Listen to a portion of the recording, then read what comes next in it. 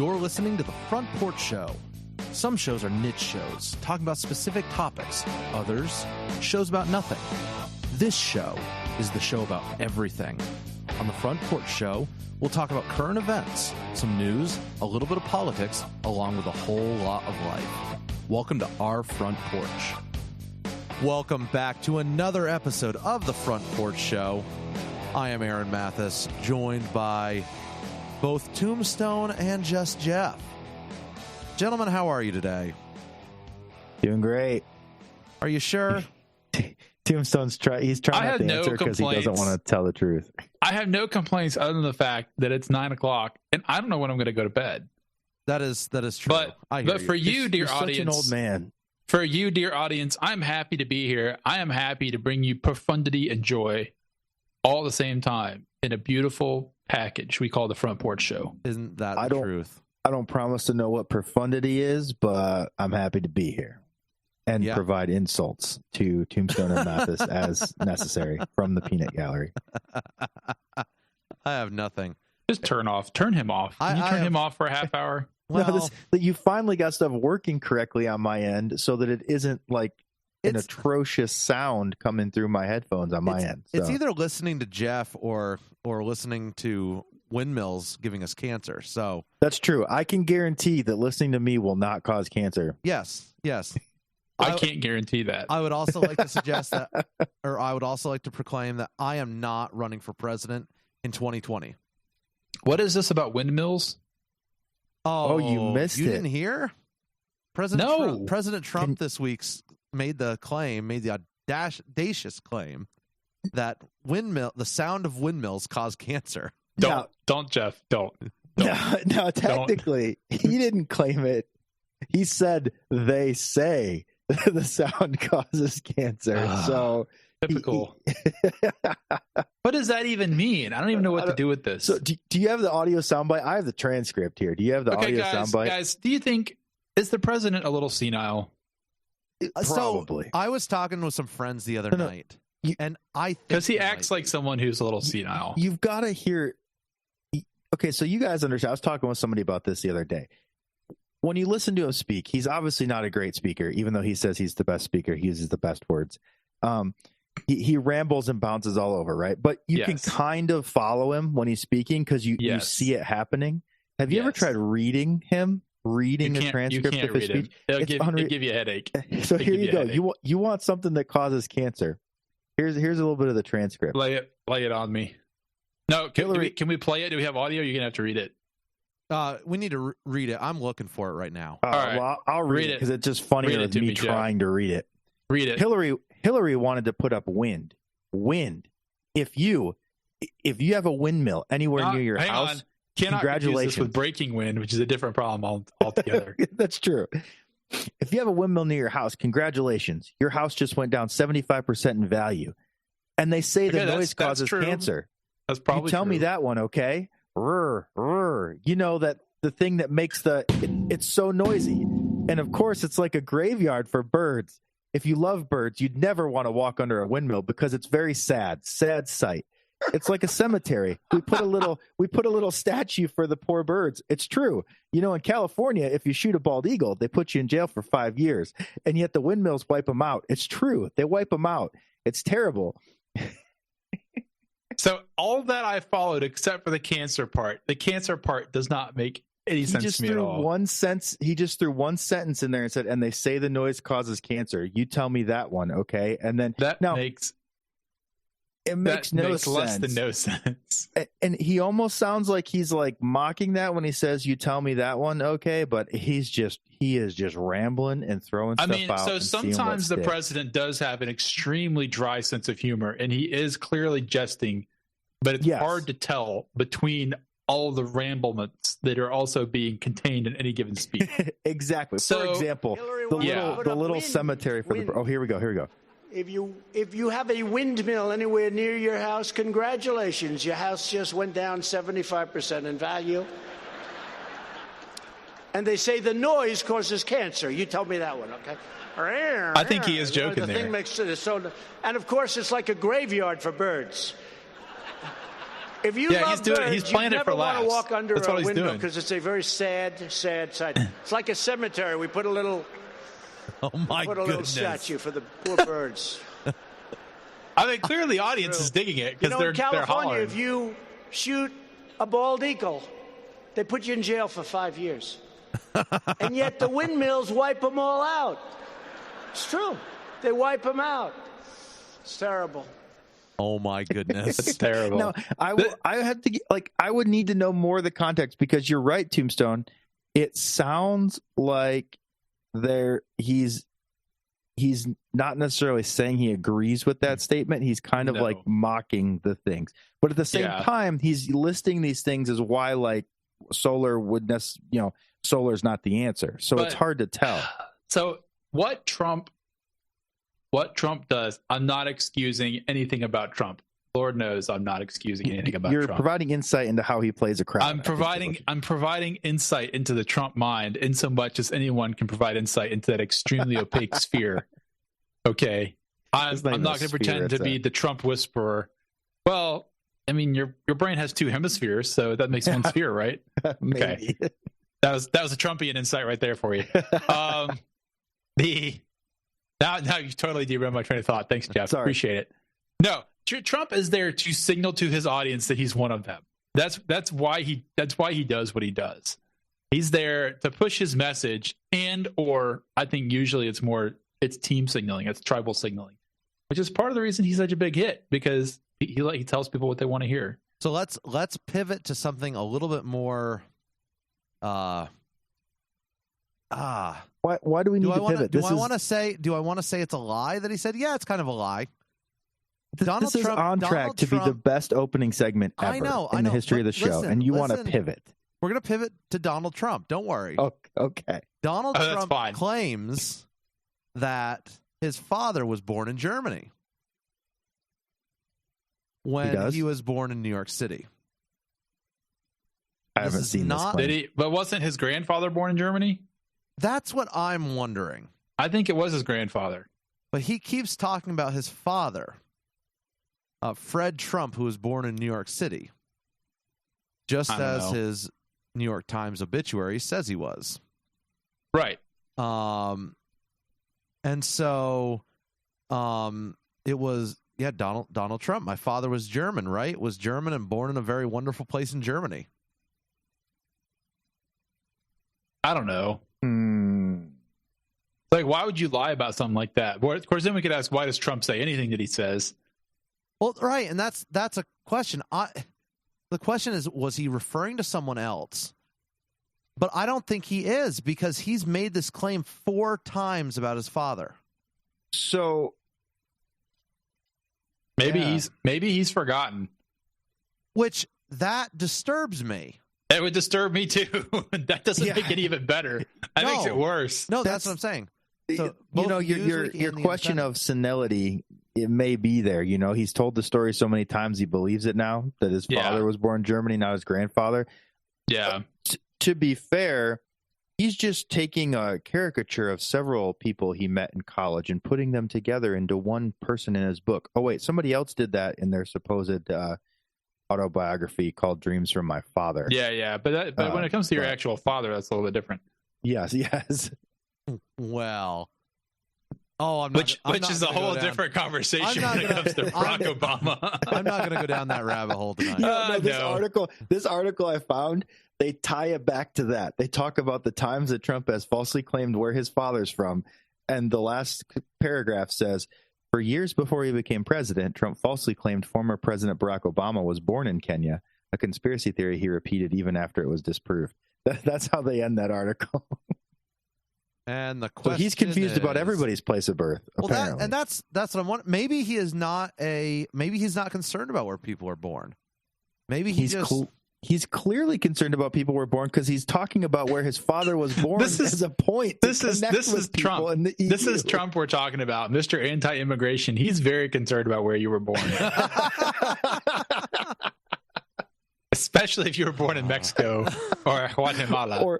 Or one of those 11 predominantly Muslim countries. Or one of those other 3 Mexican countries in South America. So it's not obvious to me why. I mean, unless Fred Trump really was born in Germany and he just disguised it his whole life. Well, right, and that's my question. That would be worth checking into. But I don't. That would be so strange if so. Yeah, that would be really interesting. Actually, like that he was born in Germany but said he was born in America.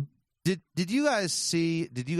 I made a reference just a minute ago to the 3 Mexican countries. Okay. Hang on. Oh, the 3 Mexican countries on Fox. Yes. Yeah. Fred Trump's father was also a Frederick. Okay. So he's got the name right. He's got the name right. Generation but he doesn't know wrong. who his father is. But no. He keeps his saying grandfather's name is Frederick Trump. It's Friedrich. But yes. But he's not saying it's actually listed both ways in the Wikipedia. Okay. Thank you. But it's listed as Frederick and Friedrich. Maybe colloquially they refer to him as the first Fred. I don't know. Yeah, but no. Trump the said point is he father. says my father is German. Yes. Right. I mean, his father is German. But he wasn't born in But Germany. he wasn't born in Germany. Consistent. Born in a very wonderful place in Germany. So I mean, yeah. there's no way around it. I don't know. Here's the thing. I mean, those are your two options, though. Either he's senile or he's making stuff up. Those are your only two options. I think the truth is flexible to Trump because remember, Tombstone. Wait. No. Hold on. I don't ever want to hear that come out of your mouth again. First of all. Second of all, what do you mean by that? What do I mean by that? I mean that if he can take a story from his family that, well, it wasn't his father, it was his grandfather, but my father was German, and in the heat of the moment, he can kind of make up a story on the spot to create a connection with these people. Because in this case, he's talking to the NATO secretary. He's talking to the NATO Secretary General, I think, and about Angela Merkel or something like that. And so he's trying to find a connection. He's throwing some insults at Merkel, but trying to find a connection with the German people, which, like you said, he plays to his crowd, right? So right. Always remember, you gave us the insight months ago. If you preface everything he says with here's Donald from Queens. I think I actually said that on like the second show. That might have been the first smart thing I ever said on the show. It's not original with me. I got it somewhere else. Here's Donald from Queens giving his sales pitch, trying to find a connection with the person he's going to sales pitch. If today his dad was a steel worker and tomorrow his dad ran a bakery, and that's what he's got to do to make the connection. That's like a classic pushy salesman tactic that you'd expect Donnie from Queens to use. Exactly, which is why I'm saying I see what you're driving at. The truth is fungible in the land of Donald Trump. Yeah, he takes little truths and he tweaks them, and in the moment he probably doesn't even realize he's doing it. That's what scares me. That's what scares me. He's totally oblivious. But I've known a handful of people like that, and I dislike them, which is probably why Trump is disliked by over half the country and tolerated by the other half. And that's what, I think that's what drives us nuts. That's like, okay, he does a few policy things, I still think the best thing that could happen to Trump is for Ivanka to amputate his thumb so he couldn't tweet. Jeff and I were talking about this before the show. Trump, I think Trump's going to win 2020. But it's like the number of policy decisions that he's made that have been absolutely catastrophic and terrible. Yeah, I think we're at a net zero right now.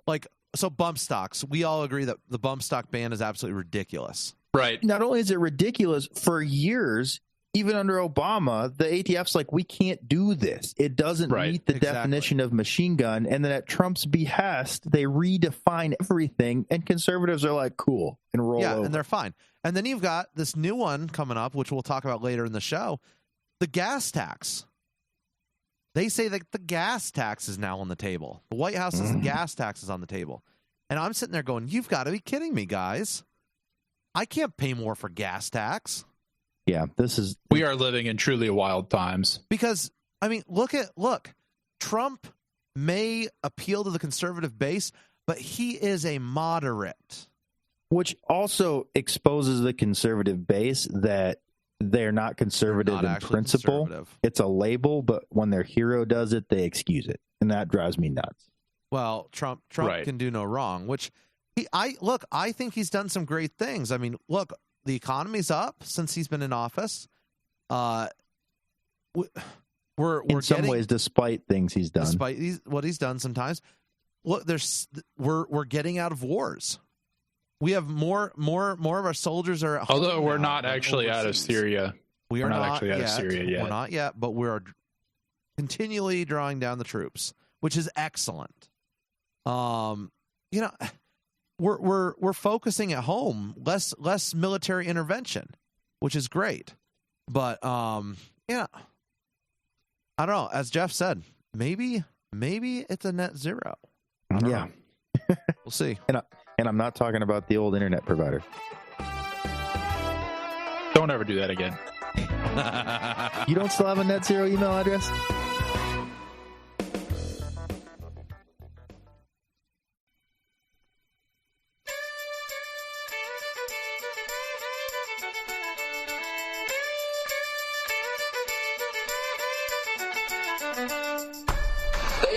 They deliver in other ways, but they want to deliver vast amounts of information over the internet.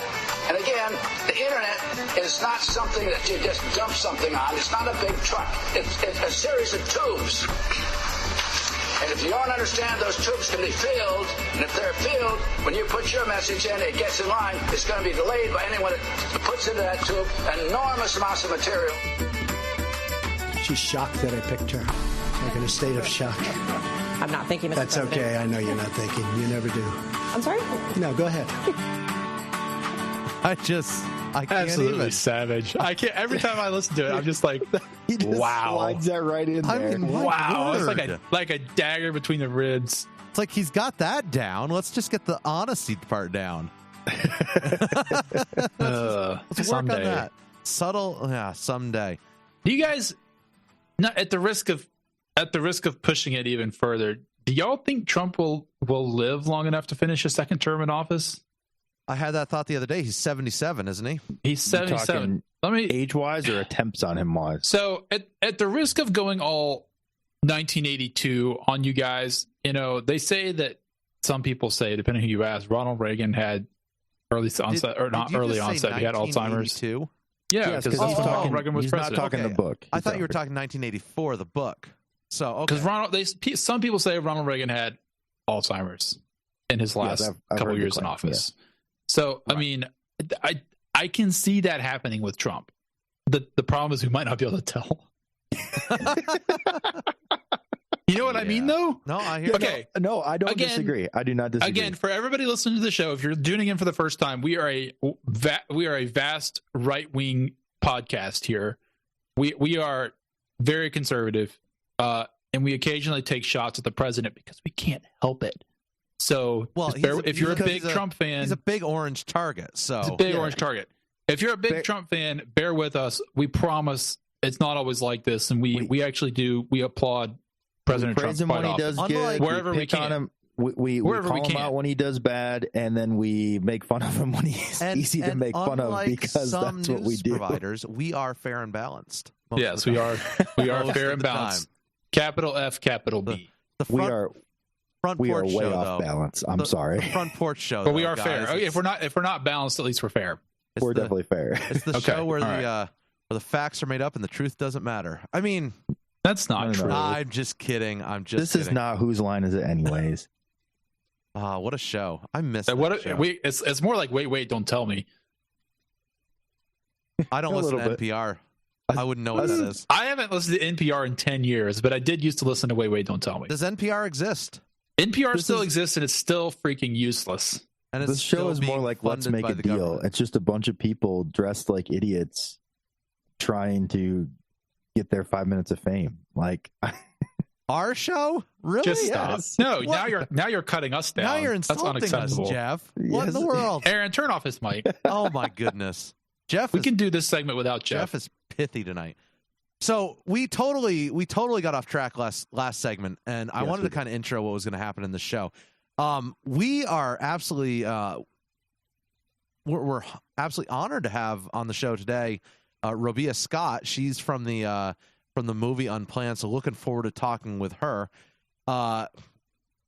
We've got a ton of articles today. Let me interject real quick for those of you who may not be aware. Unplanned is an I want to say it's pro-life, but it's anti-abortion movie. It's in movie theaters right now, so you can go see it. I had no trouble finding a showing. It's not just a movie, it's a true story based on essentially. Yes, it's based on a book. It's a glorious movie.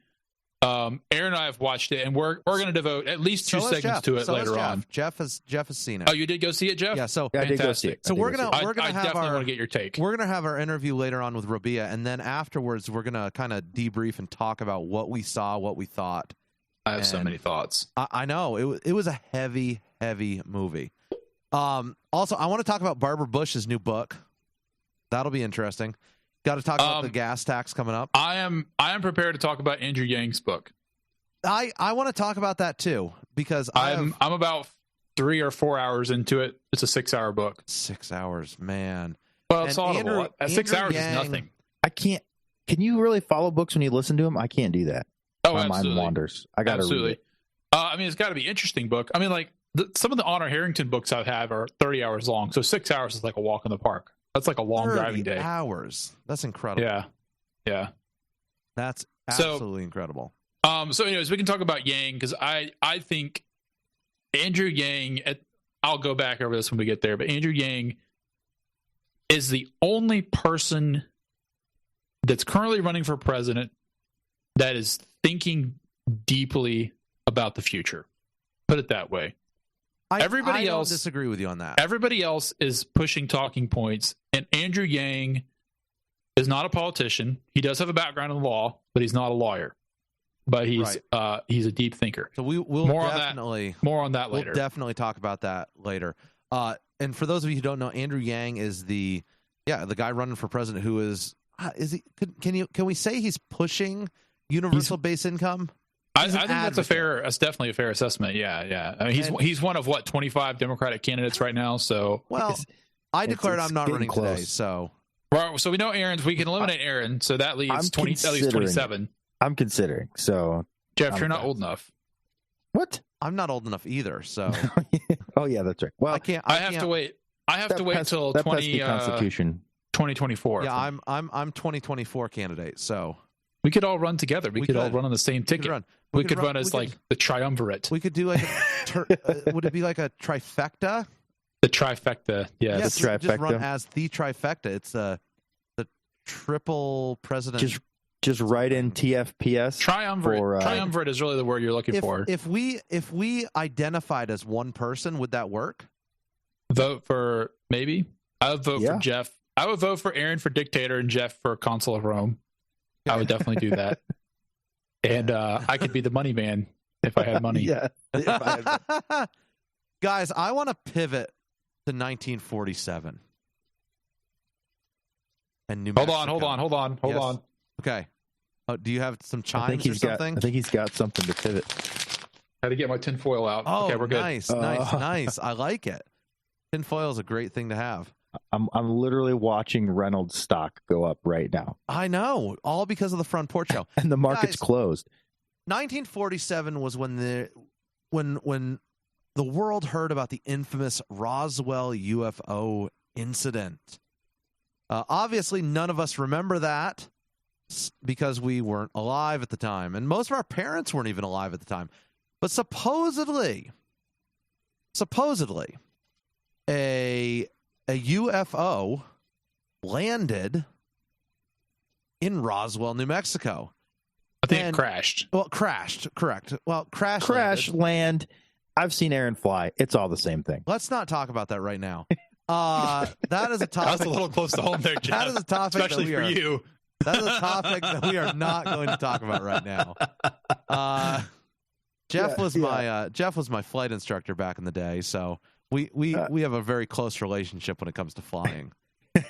You might say intimate relationship. I did not sign you off though, so I take no responsibility for it. You didn't. No, the summer was too short.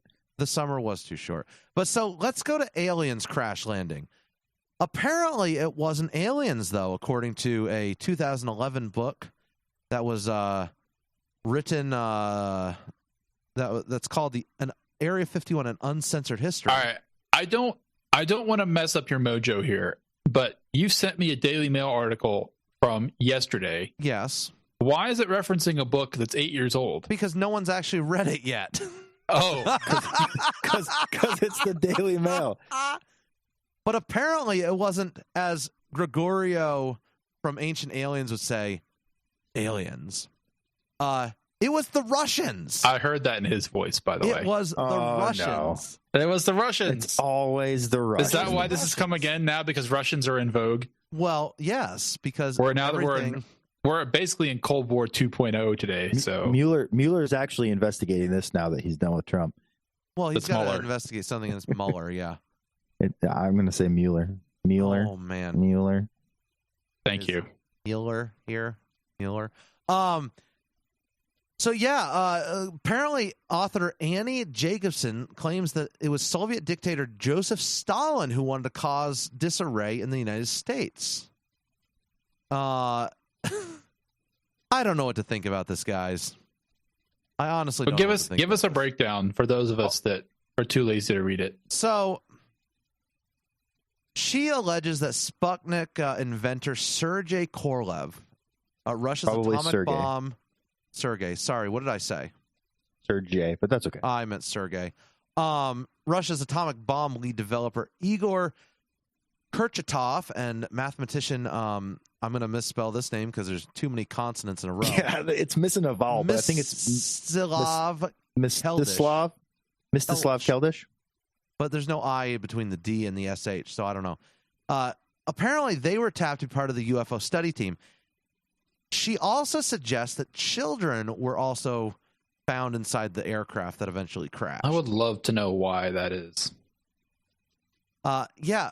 Well, remember, they found remains of aliens in the craft, supposedly. Yes. Apparently, they were children. She supposedly spoke to 70 scientists, pilots, and engineers who gave insight. You know, photos include aircraft designed by the Horten brothers of Germany in 1945. There was a manhunt for them following the crash because they wanted to see their quote-unquote flying disc. Who knows? Honestly, who knows?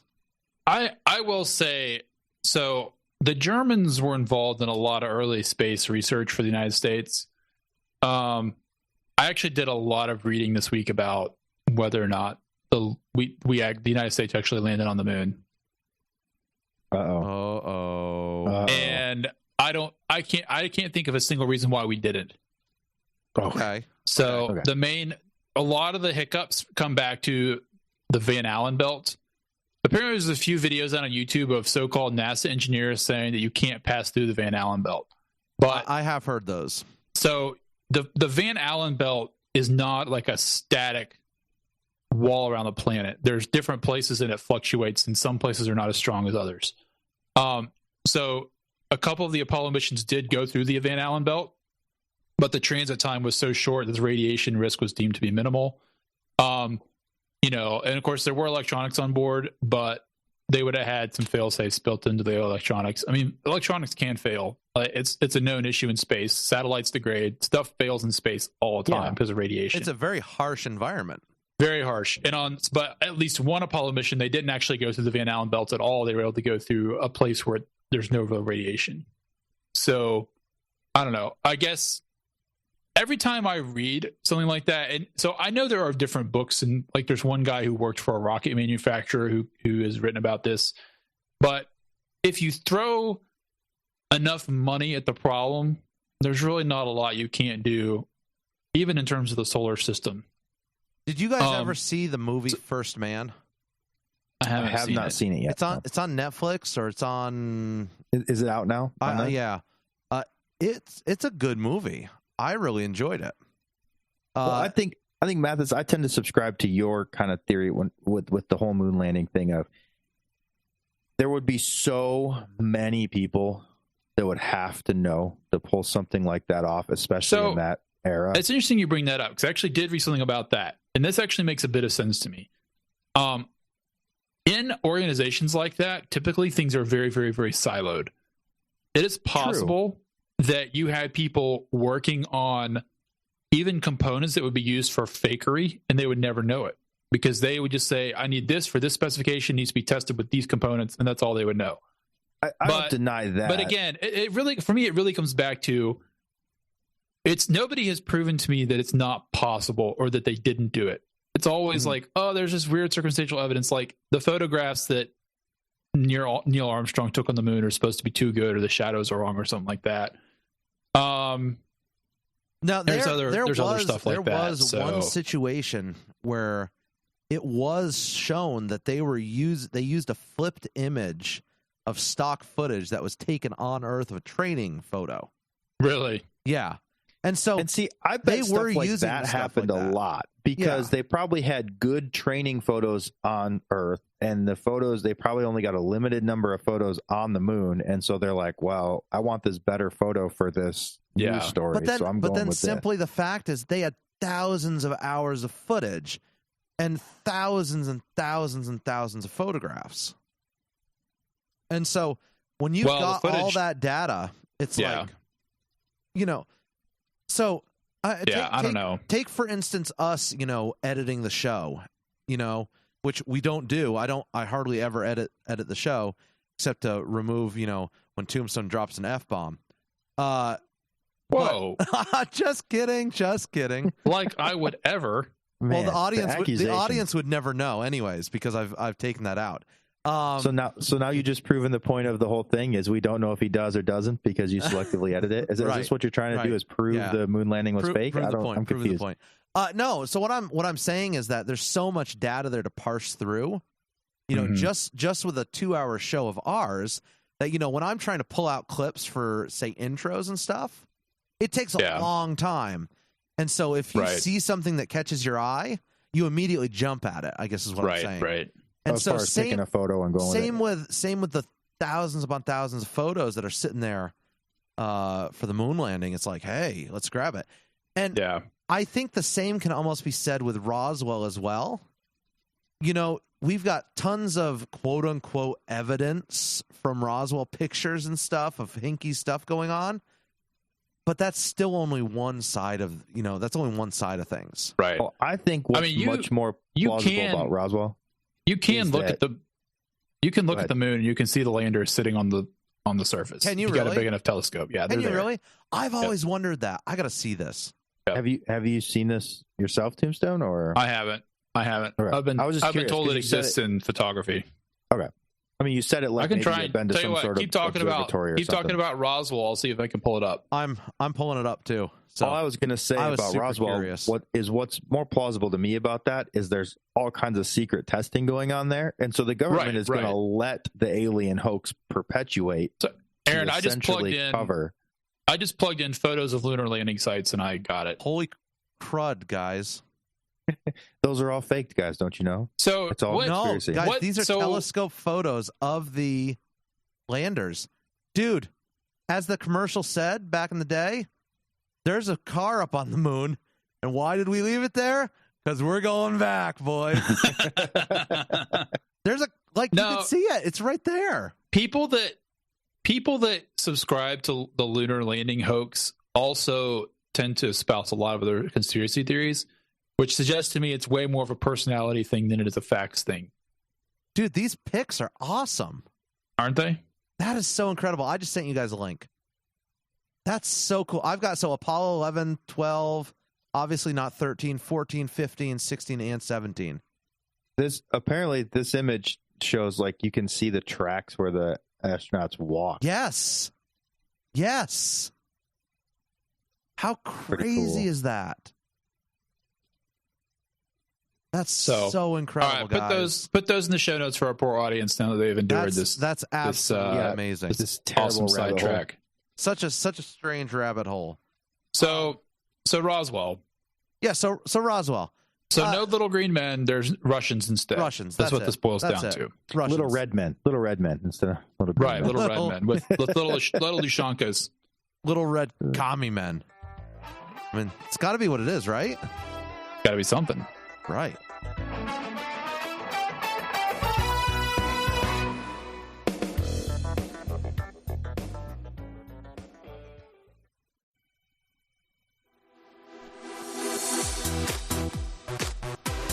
free ponies for all Americans, one of the overlooked issues in America today.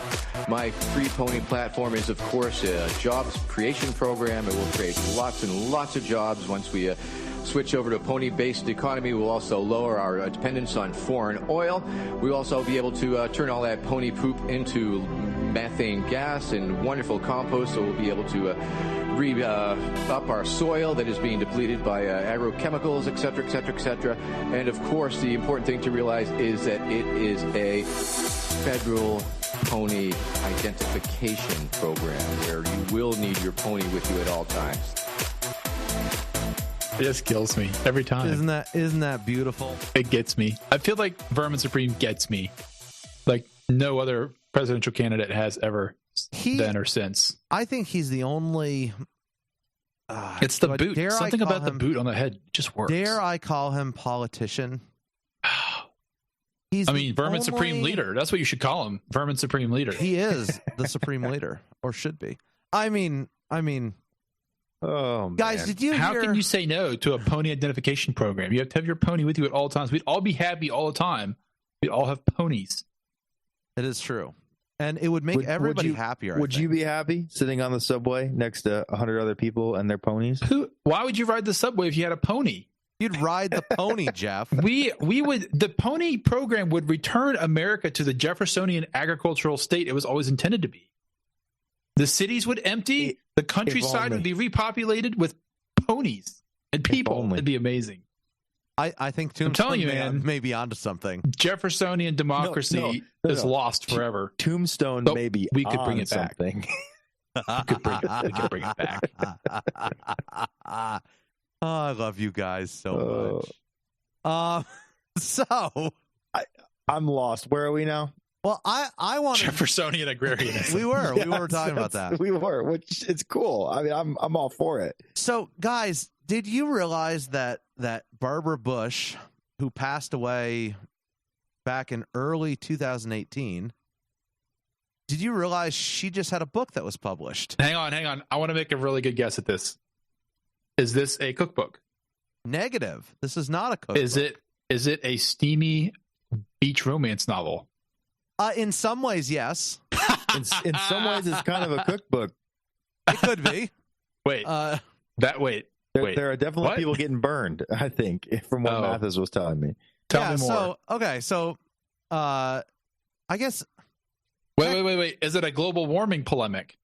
No. Oh, okay. This is The Matriarch, Barbara Bush and the Making of a Dynasty. This book came out. It's not. I guess Susan Page wrote the book, but Barbara Bush required that it not be let out until after her husband had passed. Why, you ask? Well, you probably can gather why. Oh no! Does she dish the dirt? She does dish all the dirt. Now can I get it on Audible? Is the question. Probably.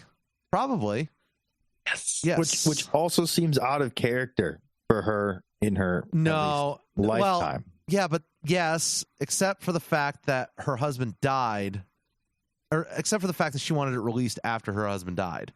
Yeah, it's like she is, unloading. That's why George hung on for so long. George just didn't want the book released. She had an awful lot to say about the whole 2016 election. Of course, she. Why? Why though? Because she thought that Trump unmercifully attacked her son Jeb. Remember low energy Jeb? She's not wrong. I mean, she's not wrong. But he deserved did make himself a target. He deserved it. He does make himself a target. Please clap. I mean that right there, that has to be the most. Okay, can we get that into an intro? I gotta get that in the intro. Yes. Please, clap. I think Jeb is actually a sincere man who has been left behind by the country that elected him to Florida governor in 2004, whatever it was. Do we really want a political dynasty, though? And the fact that he speaks Spanish is part of his problem. Just being honest. Why is that part of his problem? Seems like that would be a bonus in this day and age. Yeah. Jeff, who did we elect to be president? That is true. You remember that whole thing we were talking about with birth certificates? Yes. And what your mother language at home is. It's a big deal anymore. That is true. That is true. I'm not saying it's necessarily right. On a more serious note, do you think we as a country have an issue with Hispanics?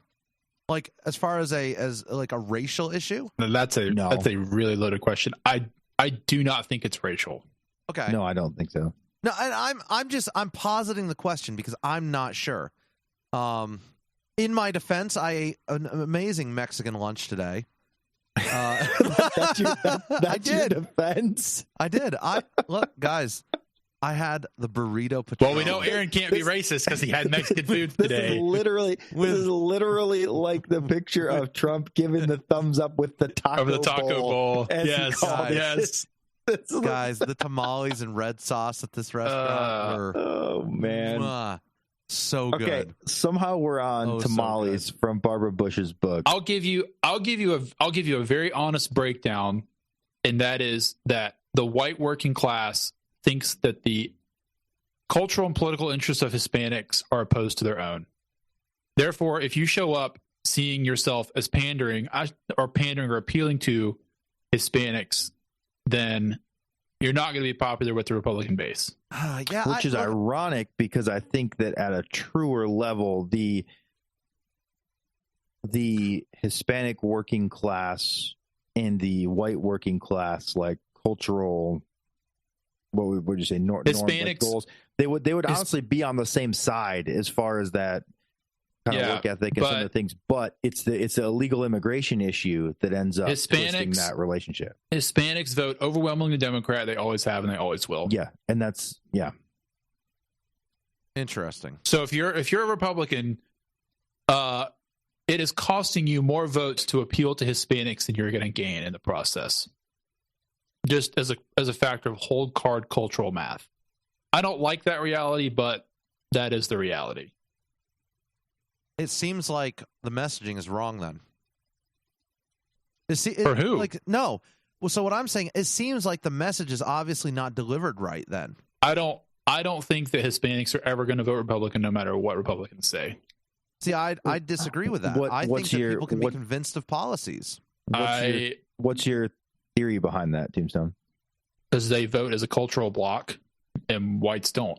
Well, but also, why does the cultural bloc vote Democrat? Because they're not assimilated. The Democrats are very, very good at appealing to non-assimilated people who view themselves as outside mainstream culture. And exactly. So that's actually a much nicer and better way of putting it than I was going to say. But yes, it's the whole. And it could be as simple as Hispanics don't think that they're part of the Republican camp because they think Republicans want things they don't want. It might be that's part of it too. Yeah. It could be. But so to your point, but that gets back to the messaging thing. Democrats are better at the messaging to the Democrats or to the Hispanic population. Then, if that all rings true, they're better at playing the division card. They're better at dividing and conquering. Leaving aside Hispanic subgroups, immigrants vote overwhelmingly Democrat anyways. It doesn't matter where they come from. True. Yeah, it's something like 85% of second generation immigrants, something like 85% of them vote Democrat. I'd attribute a lot of that then to it's a cultural thing, like you said. Like to many people coming in, yes, they want to be freer, but they still think government should provide a lot of things. And so when they're hearing things like social safety net and income stuff, healthcare stuff, well, sure, I want that, and I'm an immigrant, and I'm trying to make ends meet, and so I want this stuff, and they're lacking that kind of the principles and the cultural history of the founding fathers and individual freedoms and like that. It comes back down to a lack of education, but not just education. But I'm saying like a civic education. A learning about what the country was founded upon, why we do what we do, why we have the values that we do, which comes back to Tombstone's point of assimilation. Can you educate people out of their culture? See, I am a firm believer. Let me rephrase. Can you do it in 2 generations? If you can't do it in 2 generations, can you do it in 3 or 4? I am a firm believer. And if you can, should you try? I am a firm believer that you can not only embrace your culture, but you can also embrace the country that you're in. I think it can be done, Tombstone. What if those two things are opposed, though? Your culture and the country you're currently in. So yeah. My solution to that, Tombstone, is libertarianism. Where the government gets out of your business and you can do what you want. Right. But we just established that immigrants vote overwhelmingly Democrat.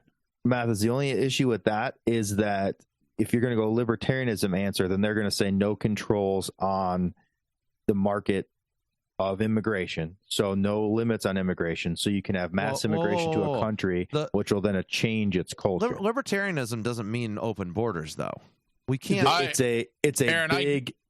I get what you're both saying, of theirs. Jeff. Even if you leaving aside the issue of a totally libertarian style open border, you still got the problem that if you bring folks in who are going to vote for bigger government, then you're never going to get your libertarian ideals.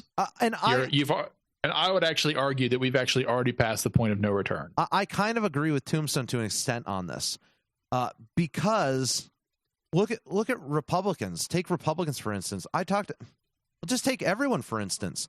I talk to people all the time about politics, and they are literally steps away from libertarianism. The problem is that they just want someone to hold the gun for them, if you will. They want someone to wield the power and force everyone else into compliance because that's the only thing they know. It's the only thing they know. And they don't view it as force. They don't view it as force. They don't view the government as force. But even leaving aside, that question, regardless of whether you're an immigrant or not, we're kind of sliding inexorably toward a bigger, larger government. I think, I don't know. Most people don't have big enough imagination to see what making a smaller government would do, because more than ever, and I don't know where to pin the blame for this exactly, or if blame necessarily needs to be pinned. But we're more of a fear-based culture than we've ever been. That goes on the left and the right. And but we're also living in a culture of highly selective enforcement, which is actually dragging us. At the same time we're getting bigger government, we're actually getting closer and closer to anarchy. Yeah, agreed. Because the bigger the government gets, the more selective and the more banal it gets, and the less it can actually watch.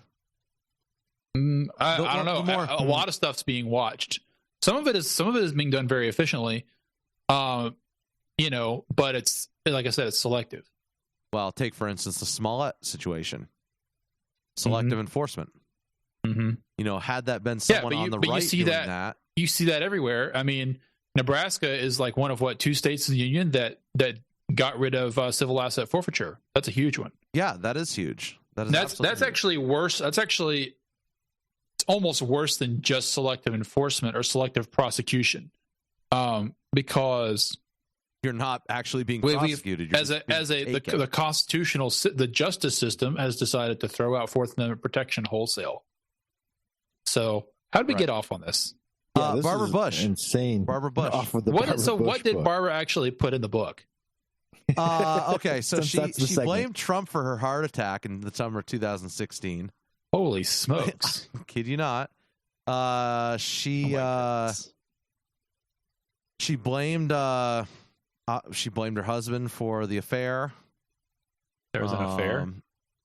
Well, hers or his? He had an affair in the 70s with one of his aides. Well, dirt has been dished. Oh yeah.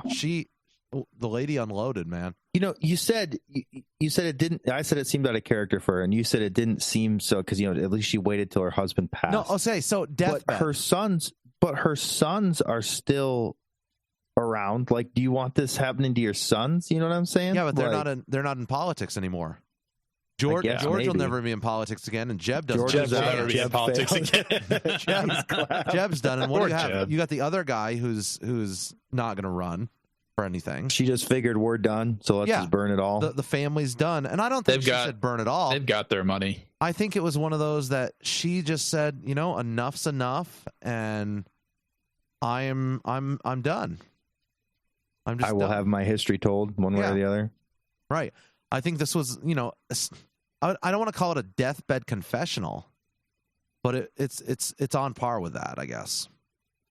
And interesting. It's interesting. Yeah, it's absolutely interesting. I don't know where that'll make it on my list of 1 billion books I have yet to read, but we'll see. No, I don't know. Let's go to a quick break right now, because the Yang segment's going to take way too long, Tombstone. Judging from how long this Barbara Bush segment took. Well, judging by how long our text this week about Yang took, it's going to be kind of long. So, all right, we'll be right back.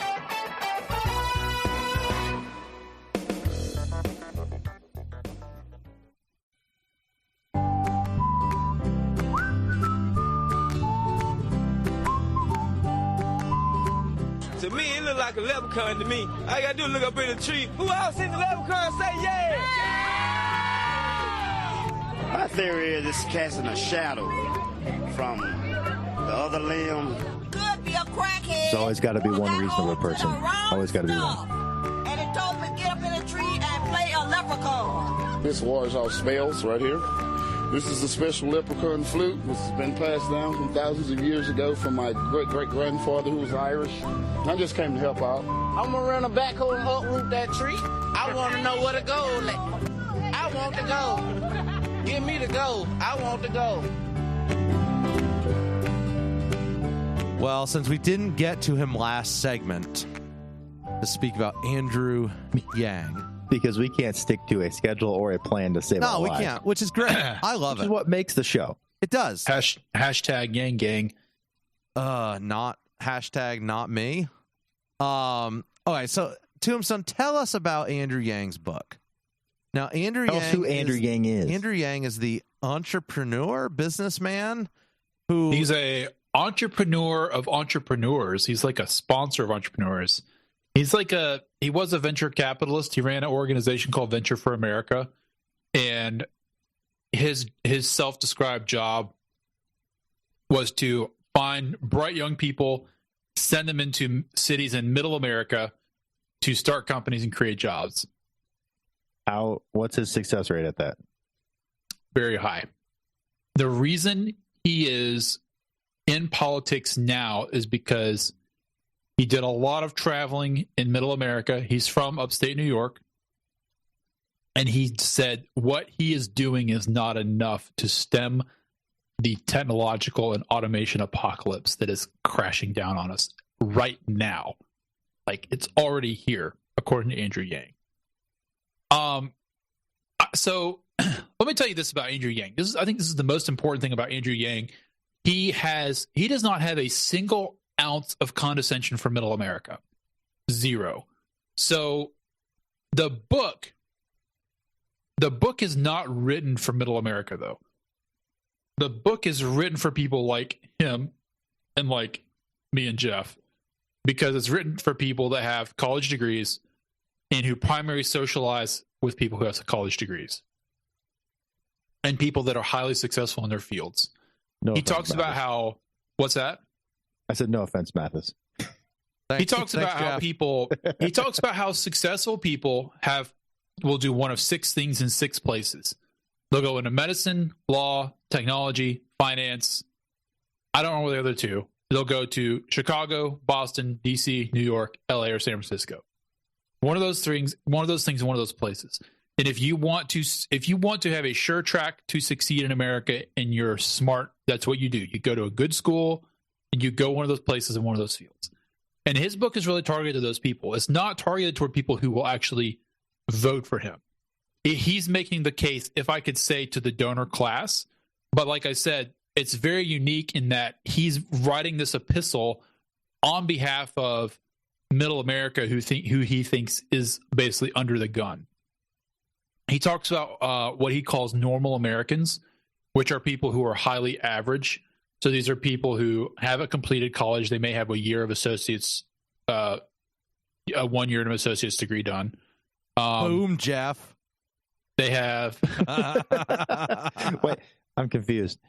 Now look, I may not have a degree, but I went to college for 4 years, Jeff. Come on. I don't know if that's better or worse, but anyway. Yeah.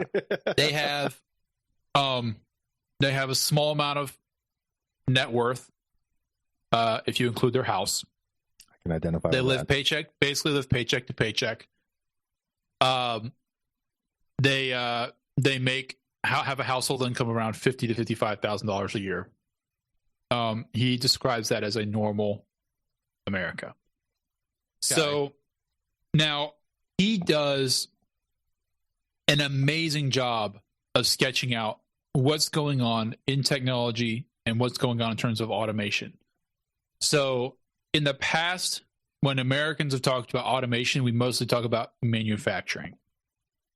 As an IT guy, when I talk about automation, I'm talking about scripting and automation of tasks, which means a lot of stuff that used to require a lot of man hours is becoming easier and easier to set it up once and forget about it or make very minor tweaks. So automation and technology has highly impacted blue collar workers, but is also about to impact white collar workers more. Aaron, I can't remember if you and I have talked about wage depression recently, and how wages are very low over time, especially if you factor in inflation. Yang makes the case that the very simple reason, and this is even leaving aside any immigration issues, that there's just an oversupply of labor. And part of the reason there's an oversupply of labor is because of automation and manufacturing. Especially labor in terms of human capital, people that can't be retrained to do other more advanced, more demanding tasks intellectually or even physically.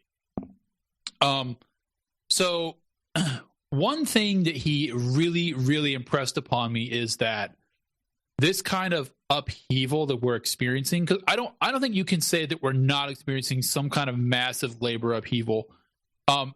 You and I lived through 2008. So I pretty much look at 2008 as the genesis of a lot of stuff.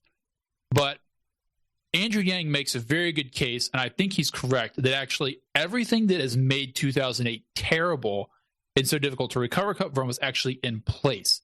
A lot of technology and a lot of circumstances with the labor market. It's currently in place again, like it's ramping up to happen again. That's what you're saying? Yeah, but he would say before 2008, we actually already had too many people employed, and what 2008 did is it shook everything loose that could possibly be shook loose. So everybody was doing more with less. So then that there was a lot of outsourcing and a lot of other things that were going on at that time as well. It's very interesting to me. One of the things he said is next up on the chopping block is call center work, which employs a huge number of people in the United States. Of course, call centers do get outsourced all the time. A lot of people choose to keep their call centers here, but automated call centers and basically chat bots or telephone bots are about to get much better. And I actually agree with him based on what I know about this. You know, you get better at dealing with iterative problem solving, where there's a set number of variations and you can script it out. But I cannot stand not explaining my issue to a human being. Like, I hate talking to a stupid menu. So the problem is that things are getting so much better to where you don't even know. Right. Or if you do know, you at least won't find it overwhelmingly annoying. I'm very on the phone. You can still tell, but I'm very suspicious of any web-based chat services that you do over chat. I'm very suspicious that's mostly just automated at this point. It's not a human. It is. Most of it is. So, and he spends a lot of time. So, like I said, there are white-collar jobs that are at risk, but the next big hit is going to be with people-oriented service jobs, like fast food. Which we're already seeing that now. Customer service. So the government's solution to this is minimum wage, right? The government's solution to the wage issues right now is minimum wage. Which did we talk about this on the show? I don't think we talked about this on the show. I found a book that talked about the origins of the minimum wage, and it turns out the origins of the minimum wage were steeped in the progressive movement, and it was all based on racism, which immediately throws up my guard. Right. Well, so basically they said the minimum wage was to keep undesirables out of the workforce. And so the higher you put the wage, the more exclusion you can create. And that's so very interesting. Undesirables meaning black people, Hispanics, and at that time, Irish people. Let me pull it up here because I have it on order. It's showing up in a couple days. We've knocked Tombstone off stride, but I know, but it had to do with what Tombstone was saying. Yeah, but I don't disagree. The government solution is wage raises, but all that's going to do is spur the transfer over to technology because that's going to make the technology more cost competitive. That's my point. To Tombstone's point, it's the government has created this issue. The book's called The Street Porter and the Philosopher. It's conversations on an analytical egalitarianism. And so something else Yang talked about that I've never heard any other Democrat talk about, I don't think, is that the unemployment rate is not the unemployment rate.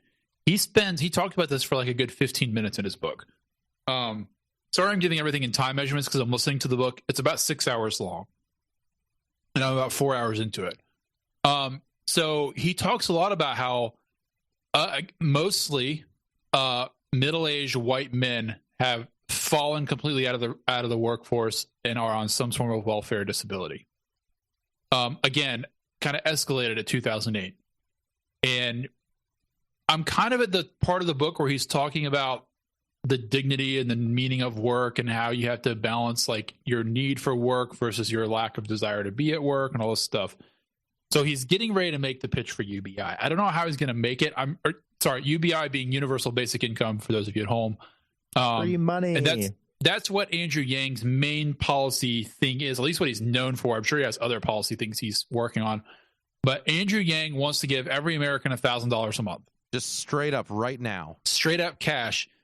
I'm pretty sure he wants to eliminate all other benefits payments in order to do that. So the problem is that might be really bad. Okay, so really bad. Here's my issues with it. Yeah. First, I have 3 or 4 issues. My first issue is this. I told you via text this week. My biggest issue. Am I allowed to be devil's advocate for this? Yeah, absolutely. You could, but you're going to mark yourself as a socialist. Let me hold on, Aaron. Hold on to your point. I'm just picking on you, man. Can I compare and contrast Bernie Sanders with Andrew Yang really quick? Yeah, absolutely. Andrew Yang is a much, much smarter, less creepy, actually a person who has had a job and made serious money in his life version of Bernie Sanders. I don't disagree with you on that. Mm-hmm. And that makes him an incredibly dangerous man. Yes. Those two things, he is very smart, he is very accomplished, he's very connected, and he's highly empathetic. You don't often see those all in one person. That's a very, very uncommon combination. You're right. So to me, that makes him one of the most dangerous men in America. Right. But our current system is also highly dangerous, and I'm truly not sure which is worse. Yeah, and that's $1 million question, to be honest with you. It's $1 million question. So right on the surface, my biggest issues with this is, first off, other people's money. Yep. The only way to pay for this is by taking someone else's money. Right. Okay. Redistribution of wealth, all I can say to that, in the face of all principles. Right. And all I can say to that is we're already redistributing huge amounts of money every single day, especially on the first and the third of the month. I know.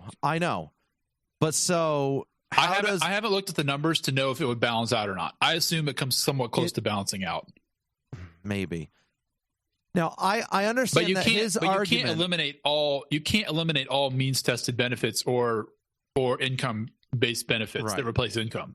And you can't do it. I mean, no, you can't do it because you can't kill people. Right. So we can't remove Medicare. We can't remove Social Security disability. So you're already not going to. So we're going to have to deal with those regardless. So that's one huge bullet hole in this whole project. And then are people even going to want it? Because I feel like the benefits they're getting versus $1,000 straight up in cash, that's probably going to be taxed. like income. No, it's not going to come out the same. Not tax. His argument is $1,000 completely tax free. Completely tax free. Either way. Other people's money. So he'll eventually get to the point in the book. I heard a long, 4-hour interview with him a couple weeks ago. Where was that, Rogan? It was. That it was 4 hours. It was 3 or 4 hours. Yeah, that's amazing. Where eventually he thinks that these tech companies are creating all this lack of employment for the populace, right? Yeah, that they will need to be taxed the same rate as what people would have been paid. Okay. So this was the thing I was telling you about the other day that I alluded to but did not tell you. This is what really struck me about Yang, and this again. He's an incredibly dangerous man. I say that with the utmost respect for his dangerousness. The way he puts it, this whole book is positioned not to steal $1 zillion a year from Amazon, Facebook, right? Whoever.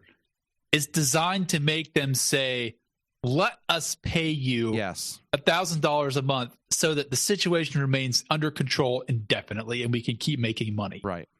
Is that the impression you got? That is the impression I got, which immediately made me label him as a chief manipulator.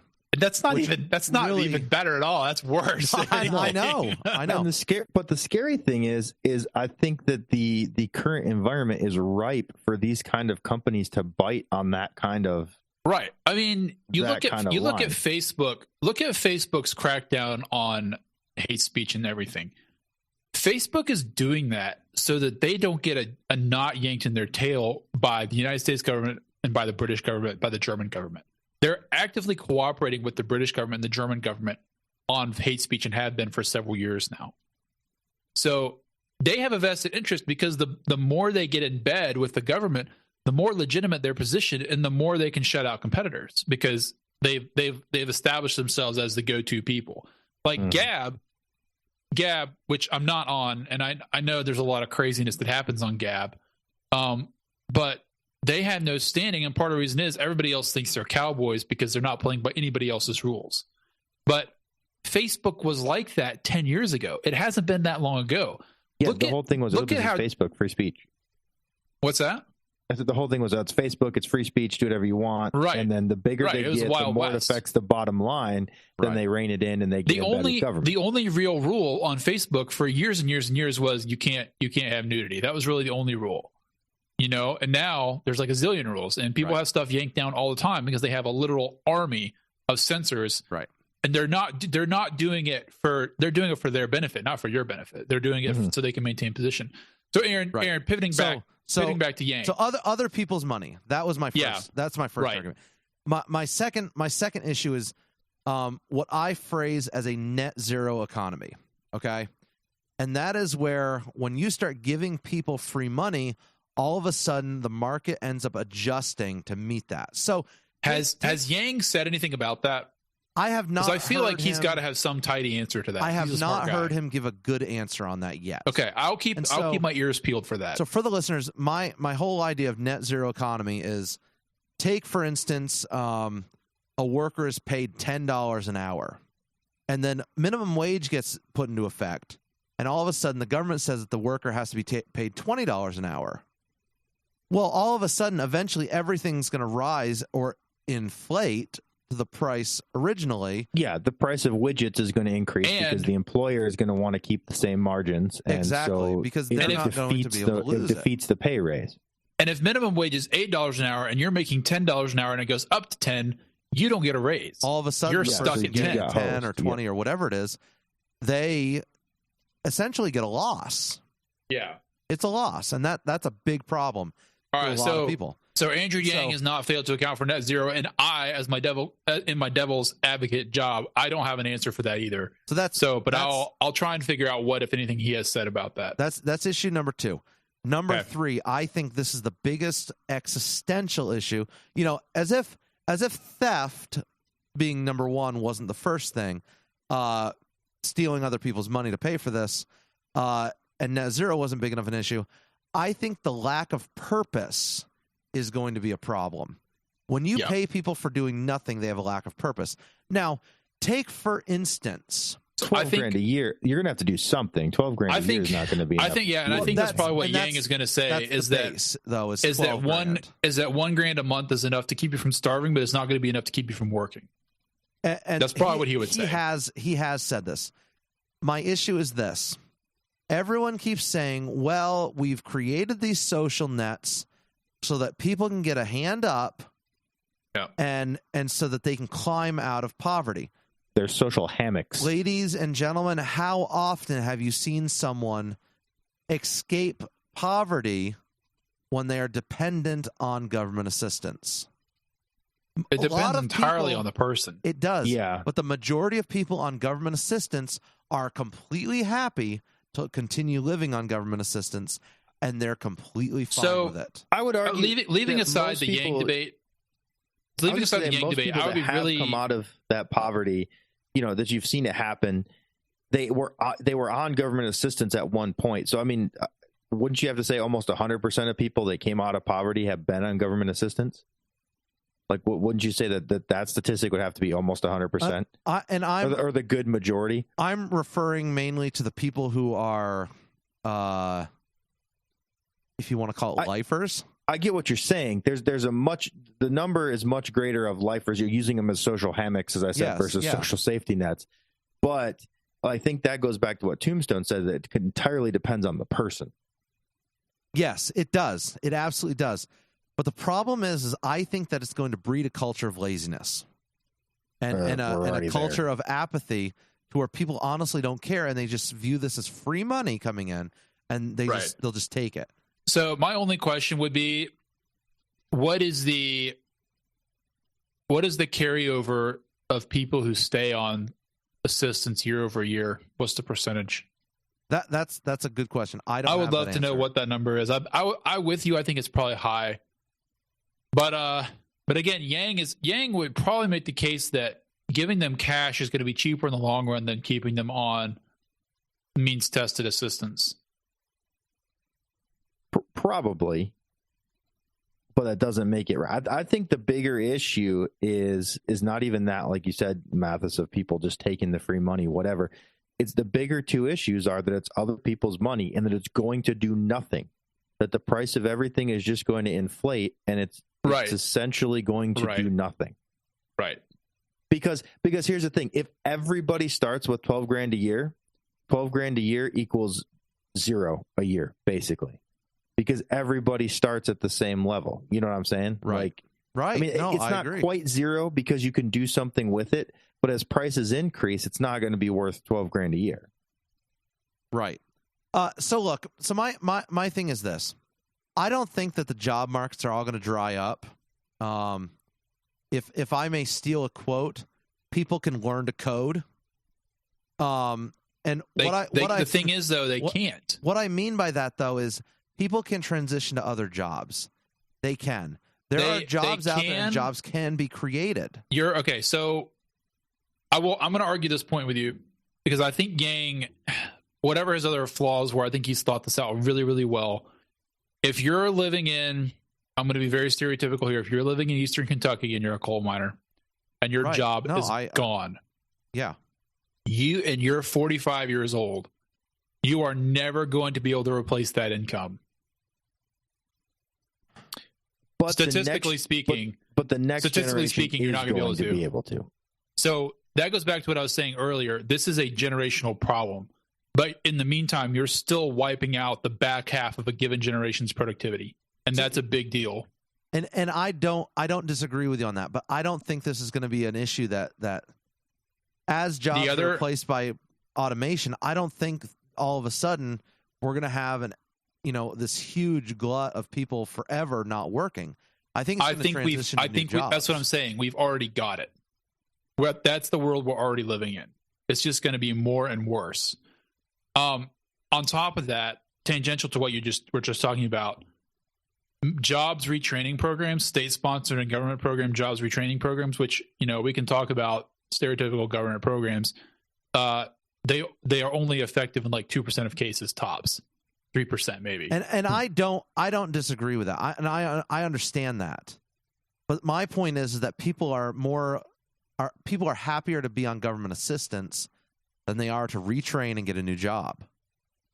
If you don't think that's a factor, sometimes the jobs don't exist because if you can't assume, okay, so I'm going to grant your point. Let me explain why I'm granting it this way. In 1930, we experienced something like this, right? Except there was no federal assistance. So what did people do? They rooted up en masse. A lot of them were blacks and whites from the South and moved en masse to Michigan, Ohio, Wisconsin, Minnesota to industrial areas. Now,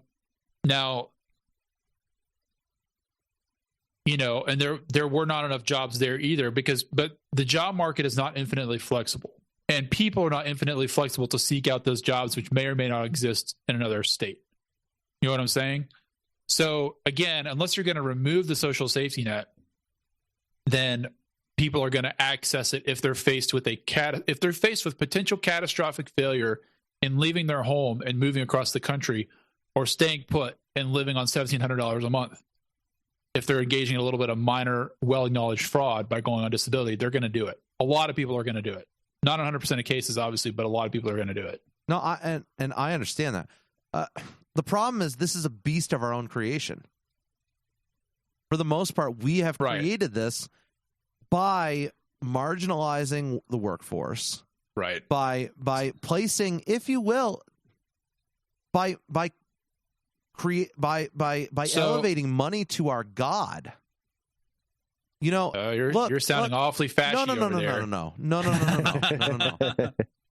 Guys, there is a fine line between making money at all costs and understanding a business's obligation to the community and to the culture it serves. Right. So, and we've talked about this on the show before. And I'm not saying that should be done by government force, but I'm saying that as consumers, it is our obligation to pick businesses that don't hang everyone out to dry. So, yeah, but a lot of people would argue that you don't actually have a choice because I disagree with that. So many businesses are run by multinational conglomerates at the end of the day. But that's a whole different conversation. I'm not trying to nickel and dime you. So I guess the biggest, what Andrew Yang has convinced me of is not the need for UBI. Far, far from it. But he has convinced me of the immediacy of the problem. And I'm skeptical of this. I'm skeptical of my own response. So I'm not fully embracing this. But I feel like, I wonder if this is what people who believe in global warming feel like. Because if you believe something is immediate and certain, then you start to think about really drastic. What's that? Then you just want a solution. You start thinking about really immediate and drastic solutions, and you get really, really angry at people. I'm not angry at you guys or anybody, but you could get really, really angry at people who don't see the same set of facts with the same crazy immediacy that you do. Yeah, this is going to happen right now. Listen to me. I'm doing this for your own good, and no one's listening. Exactly. So I'm very skeptical of immanentizing the eschaton because that's a very, very old political trick to get people on board. I can't say if Andrew Yang is doing this on purpose. Again, I cannot tell you how incredibly rational and reasoned and well-spoken he is. Normal guy. He is. Normal guy.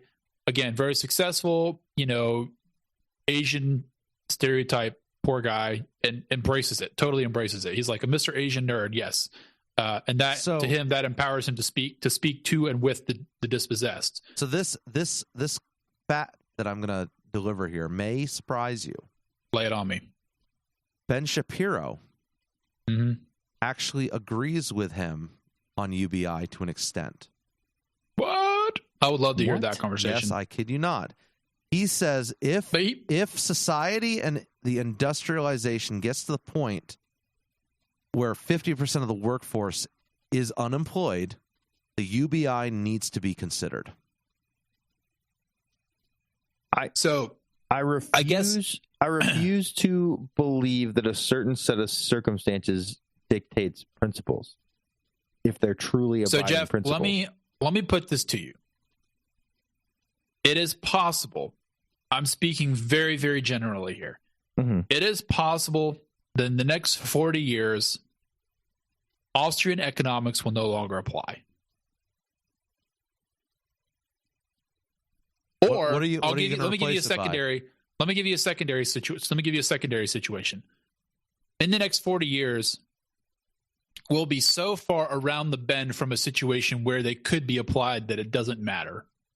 I think that's the problem. We have allowed those in power to create situations where essentially where they can't be applied, where Austrian economics can't be applied. They could be applied. It would hurt. It would hurt. Layers bad. upon layers upon layers of stratification and regulation. We are talking massive depression to get to reapply Austrian economics, basically. So if you're reaching the point that you're saying, right? And if you can postulate that 40 years from now, postulate it 10 years from now. Yeah, I don't know. That's a lot harder though. My gut says the only answer is to let it reset itself, because that's the only real answer. The only real answer is a horrible, gut-wrenching jerk back to reality. And that's gods of the copybook headings, right? You can only dispossess reality for so long. You can only dispossess reality for so long. One more time and say, here is reality. The problem is 2 and 2 is 4. The problem is, I think humans and human governments are going to get better and better at putting off reality indefinitely. I absolutely see that. I absolutely see that. We can inflate for a very, very long time. And that's basically what we're doing. A lot of people basically believe in infinite inflation. They're okay with that. As long as it's moderated and controlled to a level they're satisfied with. That whole kicking the can down the road as long as possible. Americans are very good at that. We are. That's all I have on Yang. I would definitely keep an eye on him. Again, I'm terming him America's most dangerous man until further notice. It's no longer Jeff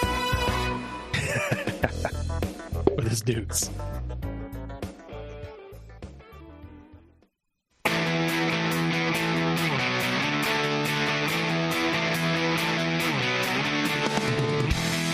Welcome back to another segment of the Front Porch Show. By now, you've probably heard of the movie Unplanned. It's the PureFlix film that shares the story of Abby Johnson. We are joined today by Robia Scott, who plays the role of Cheryl in the movie. How are you doing, Robia? I'm doing well. Thank you for having me on. Could you give us a synopsis of the movie? Some of our listeners obviously aren't going to know what it is. Social media has kind of, put a kibosh on a lot of the outreach.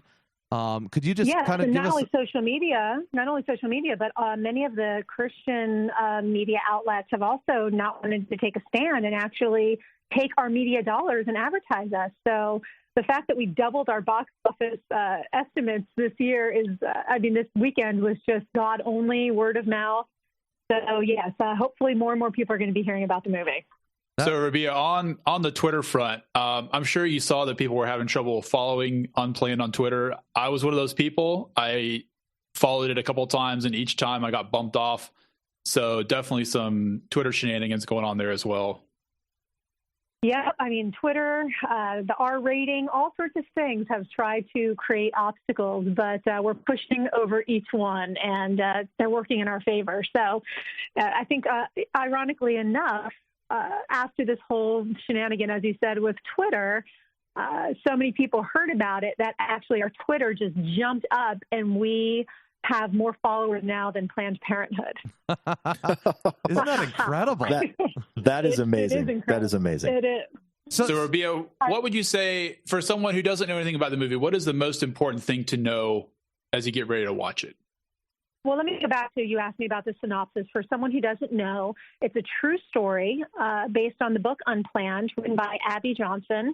She was a young gal, college girl, Christian, came from a pro-life family who was recruited off of her college campus from Planned Parenthood. They had that booth that they have when they're sharing career opportunities on college campuses. And she went up to the booth, and even though she's Christian and pro-life, she was fed all the propaganda, that rhetoric that Planned Parenthood has become so good at, which is, women's rights and women's empowerment and women's. So, she bought into it a bit, went to intern, and before she knew it, she just went up the ranks until she was a clinic director herself, the youngest ever in the Planned Parenthood history. She was a clinic director for 8 years and oversaw approximately 22,000 abortions until the day she actually went into the procedure room, saw what was happening. The veil was lifted as to what she was doing, and she had a radical revelation and convergence and left the industry. So, it's an incredible movie. It's powerful. I play Cheryl, the head of Planned Parenthood, her boss and her mentor, the one who really grooms her and positions her to rise in the corporation. So tell us what made you choose to come back to acting after being, on hiatus for 15 years? Yes, I started my career as a teenager as a professional dancer. I toured the world with Prince as the pearl half of Diamonds and Pearls from his hit album in the 90s. Then I did some acting. I did all different TV shows. I was on Buffy the Vampire Slayer for quite a bit. And it was during that time that I came into Christ. And very quickly, I just was feeling conflicted about a lot of the acting opportunities that were presenting themselves. I just didn't want to do it. And I was also feeling very drawn and passionate about God. And I really felt the Lord was saying, it's time to follow me into full-time ministry. So I did. I took the leap. I left a thriving career, stepped into a ministry that did not exist. But now, thank God, He is faithful, and it does exist. So for the last 15 years, I'm a speaker, teacher, minister, travel the world, ministering the gospel. Never had any intention of going back to Hollywood. And, it really is an only God set of circumstances, completely random. I wound up meeting a gal who introduced me to the writer-directors of Unplanned. They also wrote the hit movie from a few years back, God's Not Dead. And they told me about the story. I was intrigued. They asked me to audition. I thought, oh, my gosh, I haven't done this. I don't know. I'm rusty. Then I read a little bit of my character, and then I thought, oh, my gosh, I don't know if I can do this. This is intense. Really? I'm coming back for this? But I went and auditioned, and I prayed about it and sensed very quickly. I knew that this was for such a time as this movie. I felt like God had prepared me for such a time as this, and I was to step back into the industry in this, kingdom glorifying film. So, Robia, I actually just saw the movie right before I sat down for this interview, so I'm very warm to it. And of course, you did a great job. Your character, you sold it. It's great bad guy, but you had a hard job because you had to present all of Planned Parenthood basically condensed into one character. How did you go about that? Yes, the character is intense.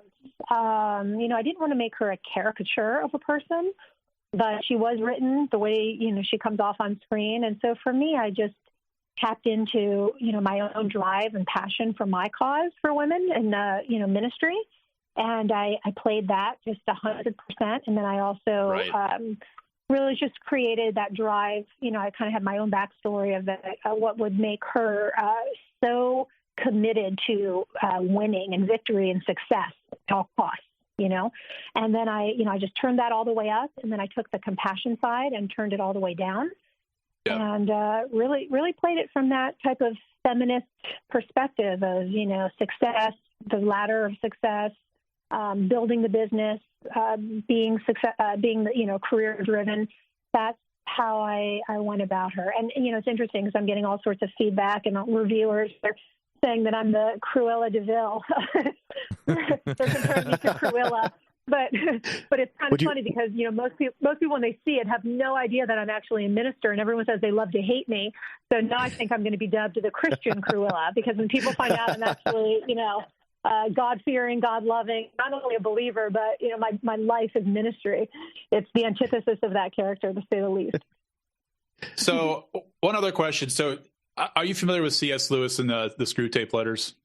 Of course. It is one of my favorite books of all time. So as I'm sitting there watching the end of the movie, I'm thinking getting this close to such a demonic subject has got to leave a little bit of an abrasion on your soul. Did you experience that? I didn't actually. I didn't feel like I was embodying, this evil. I didn't experience that. I definitely would say we felt a lot of warfare on the set because we all knew we were doing something bigger than us and that there was a resistance, in the spiritual realm for us to bring this project to fruition. But we have directors that are godly men, Kerry Solomon and Chuck Konzelman, and they were wise enough to know what they were taking on. And so we had an actual paid prayer department on the film. Wow. So we had men and women, a group. Yeah, it was a tremendous. People that don't understand how filmmaking works, you have all different departments. You have a hair and makeup department that gets you ready. You have a wardrobe department that dresses you. It's very unusual. Most productions don't have a paid prayer department, but we did. We had 5 powerhouse men and women continually praying over the set, praying over us as the actors, praying over every aspect of the film, and we needed it. I will say, it wasn't really enjoyable. Like, I didn't have it wasn't fun to do it. But what was fun is I knew what was going to be produced, and I knew the impact it would have on potentially shifting culture. And I knew that it was just a weapon of love in God's hands. I knew it was so much bigger than a movie, and that was fun. That was enjoyable. And to see now what's happening, and we're only just at the beginning, I think, of the impact and the effects of this movie. So I don't know if I felt residue, but during the whole time I was shooting, I felt a little bit of that heaviness. But then once I left and walked away, I was able to shake it off and get back to my anointed, God-loving self. That's amazing. You mentioned having those people praying for the work during it, and it really seems that, like we mentioned at the beginning, there's been so many obstacles for the show to overcome, and it really has at every corner. And I was wondering, what do you think of the R rating that was applied to it? Do you think that it's worth it with just, obviously the travesty that is abortion, or do you think that this is, the Motion Picture Association essentially trying to prevent viewership of this movie? I mean, I think we have to believe that there's a little bit of a block attempt there because what is currently, even on television, is so beyond in terms of sexuality and violence. It's so extreme on television. Oh, absolutely. For an R rating, there's 4 criteria: it's sexuality, nudity, foul language, and violence. And Unplanned has no sexuality, has no nudity, has no foul language. But the Motion Picture Association did deem seeing certain scenes where they take you behind the curtain in the abortion industry, they deemed that as violence. So they actually admitted that abortion is a violent act. Interestingly enough, when on one side they say it's women's empowerment, but then they said to actually look at it and see it, it's an act of violence. Yeah, so, that's what I found the most ironic, I think, is like you said, and that was going to kind of be my next question, is really they put themselves in a corner because, like you said, in saying that qualified for R rating violence, they have admitted the violence of the act of abortion. It's really amazing. Precisely. And I think that in everything that has tried to stop us, it only adds fuel to the fire because it got us so much publicity.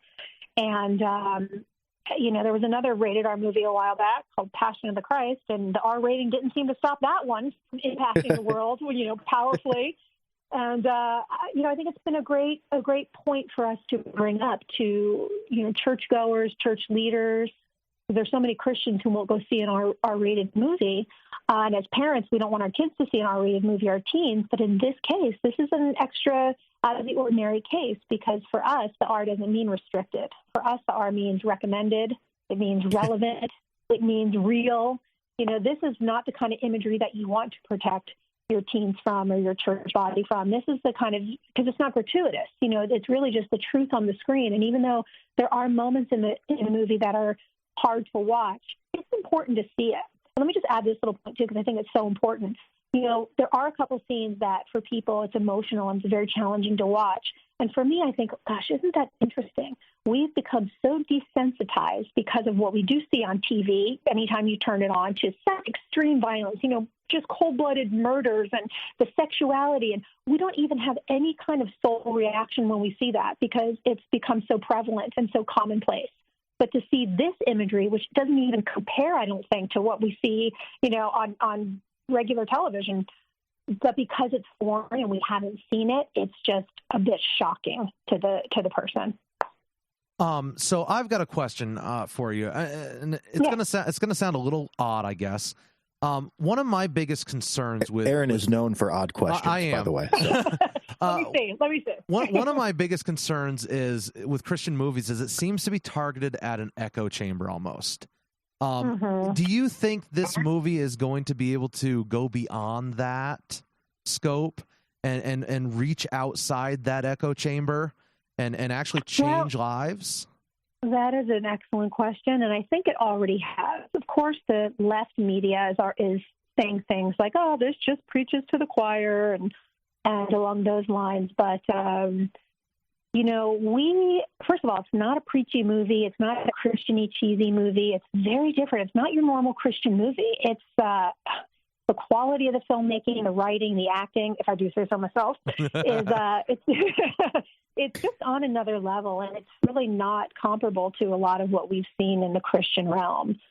We've already gotten some feedback that's been extraordinary from, we've had some stories and things that have even been published from pro-choicers who have said, my pro-life friend just dragged me to this. I didn't want to go, but they just challenged me to be open-minded. And I went into the theater knowing that nothing, in all capital letters, nothing would change my mind, would make me think twice about my stance. And then the next line is, well, I was wrong. I don't know where I stand now. This really opened my eyes to some things. I'm researching. I'm confused. This has really just kind of shifted me, and I don't really know where I stand. So there's been numerous stories along those lines. I think for us and for the film, the challenge is to get the pro-choice people just to be willing to go, and I just encourage people that if you know you're pro-choice and that's what you believe in, then go. Go to the movie, see the story, see what it is with your own eyes that you're standing for and that you believe, and so you can make a more educated decision about where you stand. And if you know what you believe, then you shouldn't be scared or hesitant to go see this movie. I think that's one of the challenges in our culture today is that people aren't willing to expose themselves to any view that isn't their own, and we end up preaching to the choir. So what obviously this movie exposes a lot more about Planned Parenthood than the public would like to admit. That's true. What do we say to those people who, they raise up those quote unquote facts that Planned Parenthood just provides services for women? Yeah, for example, I've seen many things on Facebook, people arguing, someone the other day, a Planned Parenthood in my hometown was actually closing, and someone was excited about that, and other people were complaining because, there's no birth control, there's no counseling, they don't actually do abortions. These are the kind of claims that are being made on Facebook. And that is why Unplanned is so important. Planned Parenthood has done a tremendous job at using the media to program us. That's what television programming does. It programs us as to what to believe. And, in our current culture, that left agenda has been so prevalent with getting their message out that, even a lot of the Christian culture does not understand really who Planned Parenthood is. That was one of the hardest infuriating things about the movie is just how slick and how professional the package is they present to these women who are in desperate need. And in that hour of need, they give them this false choice, this lie that they can solve their problems by aborting their baby. The irony is the whole crux of the pro-choice movement is choice. But yet when you go into Planned Parenthood, you really are not offered choices. You cannot go to Planned Parenthood and plan your parenthood. They offer no prenatal care there. So if you know that you're going in and you want to have your baby, there's nothing that can really happen for you at Planned Parenthood. When you go there, they don't offer you adoption. They don't lay your choices before you. When you go into Planned Parenthood, it's very purposeful. The average person does not know this, but their motive, they do not let a woman see her ultrasound because statistics show, and I believe this is accurate, I'm not 100% sure, but I believe the statistic is all the way up to somewhere like 90% when a woman sees her ultrasound, she does not want to have an abortion because a woman inherently bonds when she sees the picture of the baby. Planned Parenthood knows this. So when you get an ultrasound, they do not allow you to see it. They do not want you to bond with your baby. They only do an ultrasound so they can measure the size of the baby to know exactly how many weeks you are to determine how much to charge you for your abortion. They do not do mammograms. They do not do pap smears. They do not do health care. The way they do their 3% statistic with abortion is, if a woman comes in and they, have her fill out 10 forms or whatever, they count that as 10 treatments. They have all these little tricky ways to, arrange those numbers. But the bottom line is Planned Parenthood is an abortion facility. They might offer you some, some contraceptives, but that is a very, very, very small thing that they do. Basically, I think they do all that as a veil behind what they really do, which is they're an abortion mill. I mean, just straight and simple. That's how they make their bread and butter. They're $1 billion corporation, and that's not for handing out birth control pills. They're $1 billion corporation. The way they make their money is through abortion. It makes me sick just talking about it. I know. I can't even I'm getting just frustrated sitting here in my seat. Just Aaron and I are both fathers of two. I have one little boy that's about 2.5 months old. I in the first 5 minutes of the film, I almost left. I was just on the razor's edge and I stayed, and I'm glad I did. Because, it's a glorious instrument of knowledge is the only way I know to say it. Like, there's so much knowledge packed in there in that hour and 50 minutes that people must have. So I'm glad we get to talk about it. I'm glad hopefully our listeners go out and go watch it as well while it's in the theater. Yeah, absolutely. I really hope that they do. And yes, there's the right in the opening scene, it hits you kind of hard, but I encourage people to just push through. And because the story, there's so many ups and downs and all arounds in the story, but the real essence of it, it's not to be, gory or any of that. It's a message of hope. It shows you how love really does conquer. It shows the story of redemption, that regardless of what choices you've made, that God can redeem those, and that, your latter days will be better than your former, that he has a future and a hope for you. I think the movie is just infused with healing and an uplifting message, even though there's no question about it. There's a couple scenes that are not easy to watch, but as you said, we need to be educated as a public as to what is really going on in the abortion industry.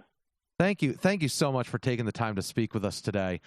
Tell us about your book. As I was perusing your website, I saw that you have a recent book that came out. Tell us about your book. Do.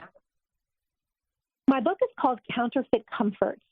And it was birthed from my part of my testimony years back when I was on television and touring with Prince and doing all these things. And I had just become a Christian, and I was really struggling with the area of food and body image issues and even a little bit of eating disorders.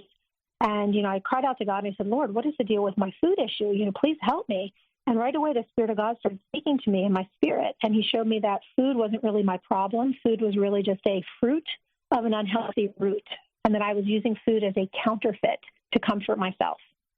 And if I would learn how to press into God in a different way, he would teach me how to transfer the dependence from the counterfeit to the true comforter.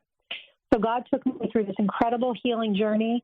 Now, I've shared this message all over the world for years and years and years, and I have a book now about counterfeit comforts. And it's really teaching people how to get healed from rejection, abuse, wounds from the past, and how it's very natural for us. It's our natural inclination to move toward counterfeits, whether it be alcohol or cigarettes or food or shopping or things where we just really don't know how to always deal with what's going on with us. So we want to medicate or to stuff the feelings down. So I found that this is a universal topic that people, men and women, we all have our counterfeits. They might be a little bit different, but that God's not really judging us for having the counterfeits, just wants to see us get free from them. So, yes, this book is available on my website, which is robiascott.com. And I think it ties in so beautifully with the movie as well, because one of the concerns when people saw the movie is they said, oh, my gosh, this might be too much for post-abortive women. This might trigger them and bring up issues, and we don't want them to relive their past. And I thought, well, as a minister, I don't want to see someone in pain. But at the same time, if something can be triggered, it means there's still an area in there that there's an opportunity for more healing. Absolutely. So, Absolutely. I think it's actually a beautiful opportunity that if this stuff comes up, you don't want to stuff it down, you don't want to drink it down, or you put food on it. You don't want to try to avoid dealing with what's in there. If there's something in there and this movie is going to trigger it, then that's a beautiful opportunity for God to come in and do another layer of healing, another level of releasing guilt, shame, regret, so that people can really receive the forgiveness, receive the healing, and move forward unencumbered. That is definitely a needed message in our world today. Thank you for joining us, Robia. Check out Unplanned in theaters now, and check out RobiaScott.com.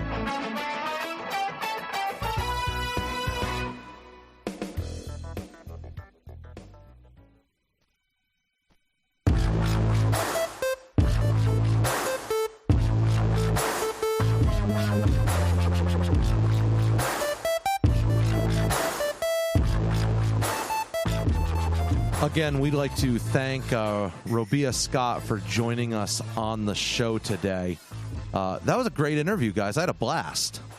So what did you guys think of the movie? So Tombstone, I think you talked a little bit about it during the interview. Yeah. I thought it was good. I thought it was a good movie. Obviously it's an independent film. Go ahead. What were you going to say? How did you do the first 5 minutes? I made it through. There was a little bit of some watering of the eyes, but not. I didn't feel like I had to run out of the theater. I wasn't bawling my eyes out. I tend, I guess, maybe to be a little more jaded. I also don't have kids of my own yet, so I know that you guys being both fathers, I'm sure it's tougher to watch. Hold that thought. I'm only talking about this because the first 5 minutes are really the key to the rest of the movie. Because the first 5 minutes is actually the end of the movie at the beginning, and they do that on purpose. Yes. And it's terrible. But once you get through that, it's a lot easier to watch. Aaron, first 5 minutes. First 5 minutes were difficult. I didn't cry as much during that part as I ended up crying during other parts. I cried about 4 or 5 times through the whole movie. Okay. My eyes were not dry. There's no shame in that. It was incredibly emotional. I'm in a movie theater with probably 100, 150 people at 9 o'clock at night. Yeah. It was rough. Oh, yeah. Oh, no, it was, don't get me wrong. It was an extremely emotional, extremely powerful all the way through. I guess there's times I knew what to expect because I had heard and seen some other reviews of it and like that. And I guess there's times when I get into this logical kind of analysis of what's happening at times, I guess, when it's not happening. Mathis and I were talking about this before we began recording. And there's times where I get the more visceral reaction, and there's times where I'm in a zone and I'm in more of the analytical. And I had entered probably shielding myself from the emotional reaction with some of that analytical mindset, I guess. There were 2 other moments. Don't give anything away. Don't give anything without away. Giving anything away. There were two other moments in the film that I found even more visceral, for lack of a better word, than even that first 5 minutes. I felt so. I can tell you that of all the lies that are told, the idea that a very, very tiny fetus is not actually a human being is the worst one. There's no doubt about it. It just breaks my heart. But what was one of the most interesting things to me is that the entire thing is a sales operation from top to bottom, and the emotional pressure tactics they use to get women to commit to having abortion the day they come in, the first day they can't come in, specifically shunt them away from any logical decision making. And I don't know if you guys saw that interview with Glenn Beck. I don't know if we can play that. But Abby Johnson talks about, what was it? She talks about they have a script they specifically followed to knock down half-hearted religious objections. Yeah. That's just, to me, it's just pure evil. And I can't even get my head around that Tombstone. What I can't wrap my head around is they have that script, they have that thing, the way that they put the pressure on, the way that it's a sales program, but the way that someone like Abby Johnson, who came from a pro-life family, Christian, nominally Christian, they don't cover a lot of necessarily the religious belief of her family in the film, but she's from a pro-life family. She considers herself pro-life, but she wants to help women. She thinks that by being here and doing this job, she could potentially reduce the number of abortions. Right. And she's the one giving the pitch, convincing these women to have the abortions. And she buys into it. Even someone with her background and her belief system for 8 years. For 8 years buys into craziness. It. And that's the more insane part, even than the lies that are told, is how subtle, how well presented they are that someone like that could fall for them. Let me say something from a very deep, empathetic part of myself. Until I was married, until I sat with my wife and entered into my wife's experience during childbearing and childbirth twice.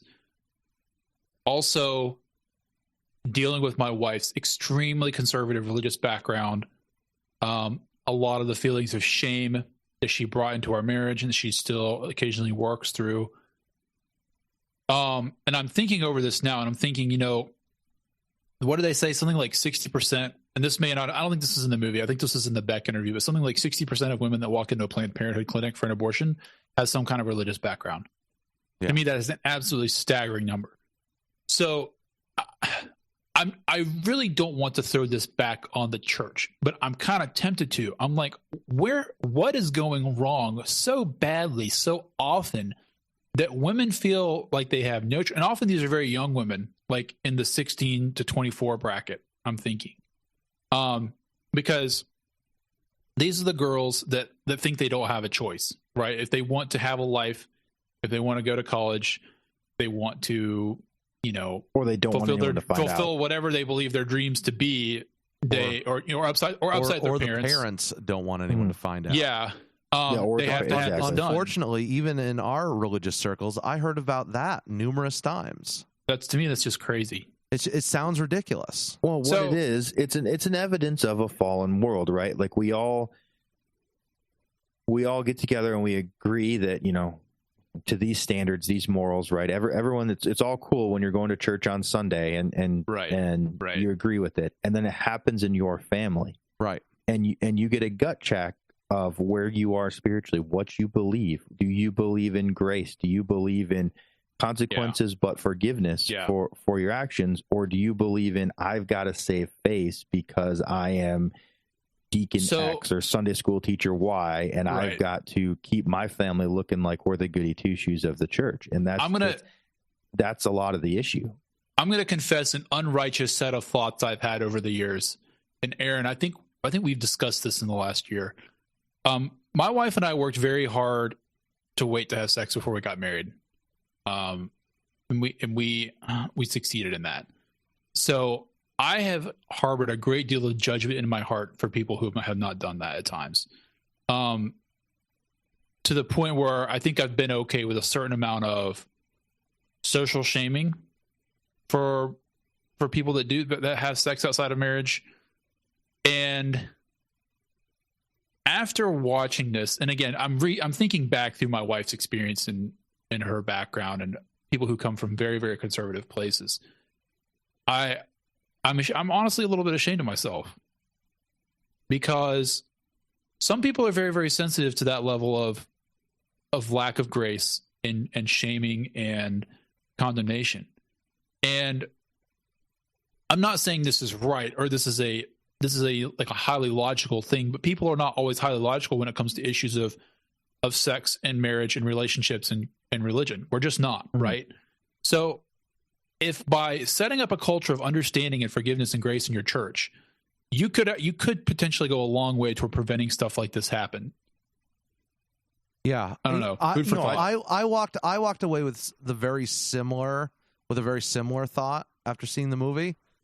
I do tend to be a judgmental guy by nature, and it's only by the grace of God that I have been able to work through a lot of that. Mm-hmm. And so just... Well, you even... Yeah, go ahead. Sorry, I would say you even see it in the movie, kind of what you're talking about, Tombstone. Because another thing that I appreciate about the movie, they've got all types. They've got they've got really bad pro-lifers, screaming with the pictures and the signs and the dressed up like the Grim Reaper, whatever. They've got that going on, and then they've got the people that kind of eventually broke through to Abby Johnson, who are just there, very being a friend quiet, to them. Persistent presence. Yes. Yeah. And to your point, Tombstone, I don't disagree with what you're saying, and I think what it comes down to is shame, guilt, some of that kind of stuff has its place, right? So a lot of times that more like in your face, you're doing wrong, kind of that judgment is needed when the person doesn't know they're doing wrong, right? Or they're willfully persisting in doing wrong. When someone is caught up in something and realizes, oh, shoot, I messed up, the answer isn't in your face, you're doing wrong. The answer is, okay, you realize you've done wrong. Let's figure out how to address this and correct it. And so you've got to have a balance of that truth that doesn't shy away from boldly stating this is wrong, whether it's in your case, sex before marriage, or whether it's abortion, whatever the issue is, there's got to be that truth of this is sin, this isn't.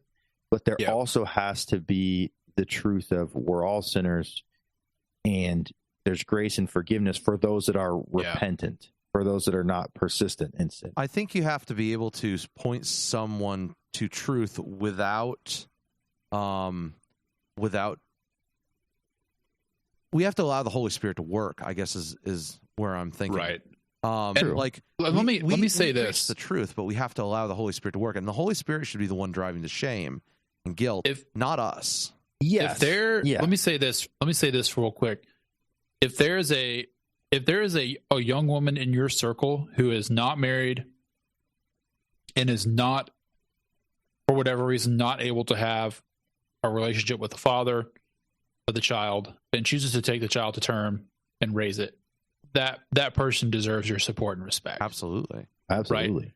Right? I absolutely do not want to see that happen, because I think it's a terrible toll on the person, on society. But the reason I couch it in those terms is I think our culture works very, very hard to not let that happen. And part of that is because we've worked so hard as a culture to detach, sex and gratification from any consequences, and in the reality of reproduction. Frankly, we Americans like to think we have it all tied up in a nice, pretty little box. Well, that's what birth control and Planned Parenthood was supposed to do. Right. Was supposed to, wrap it all up to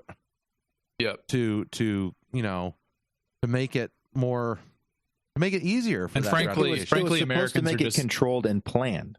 Right? Yeah, Americans are just not very good at contraception. That's just the way it is. But that's a different conversation for a different topic. Different topic.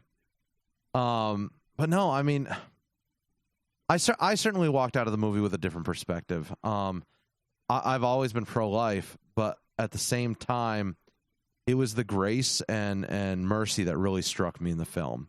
Yeah, and that is what really drew her out. Tombstone, we were having a conversation earlier this week about Abby Johnson's parents. Yes. So I don't want to give too much away, but her parents were very gracious to her the entire, all those 8 years that she was involved with Planned Parenthood. And it was not obvious to me while I was watching that was the right decision on their part. I was going to say that too. Like, you were talking about grace and needing to apply at Mathis. And I that's one thing I struggled with throughout the movie. At least the way it was presented in the movie. I do want to go read the book, because the book same is here. a million times better than the movie. I want to cross-reference. So I want to see what she actually writes about her experiences versus just the movie maker's impressions of it. But I tended, at least in my current state and opinion, I tend to feel like possibly her parents were more forgiving or a little softer than I think maybe they should have been with the circumstances. Now, in the end, it worked out. The conviction came. You can't judge, right, in hindsight. But I struggled with that throughout the movie of how her parents were like, she'd leave the room and they'd talk to each other about like, I can't believe she worked for this place. But they wouldn't really like in any way, they would kind of throw out a hint and they wouldn't really stand up to what she said in any way. It makes me wonder if they hadn't previously stated their piece in the past. And so, you know, and that's the challenge for a parent, right? That's the challenge for a parent, though. She can't, but I think you see, she also must have had a decent, she knew she came from a pro-life family. Right. And so they had in many ways stated their piece. And the one good thing is they didn't say, you know, you're not my daughter, get out of my life. I never want to see you again until you get it figured out. Right. Like they kept that connection there so that they could continue to work.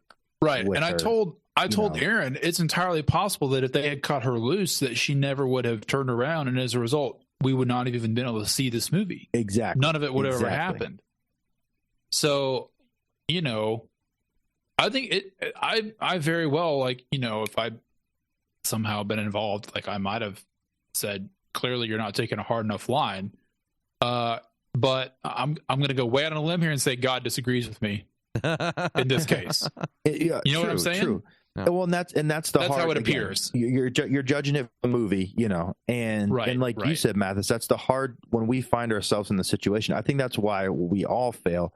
You've got to approach any of these situations if you have this kind of thing going on in your life with a lot of prayer, which is another thing we are terrible at, Mathis or Tombstone. Where Americans are terrible at contraception, I think we're terrible at prayer because we think we've got everything figured out. Right. And so we're just going to logic our way out of this and, you know, say that nominal prayer in front of the prayer group and go on with our lives. But because each situation might call for a different thing, and we could sit here and say maybe her parents were too soft, but in their prayer and in their application, it's what that situation needed. Yeah, right. But you know, because it's tough to understand how to approach these. Like I also was evaluating the movie through the eyes of a husband and going, that's a different conversation. You know, how you know the struggle he had. You know, of you know he really didn't like the fact that his wife worked there. You know, and just how that played into the dynamic of their relationship. It was very interesting. Yeah, that was interesting to me because I don't know if I could.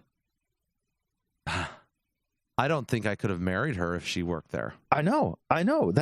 It's very tough. And this is also why, if we're going to go back to more of a movie review of it, not that I want to distract from this, I do feel like it was a very good movie. I feel like maybe like her husband was a little weaker than I felt like that role needed to be, kind of in a supporting role in the movie. That's just one take I had on it because of the importance of that relationship there. But neither here nor there. I don't think it distracts from the message of the movie in any way. It's just something. It's just something I noticed as an independent film. Yeah.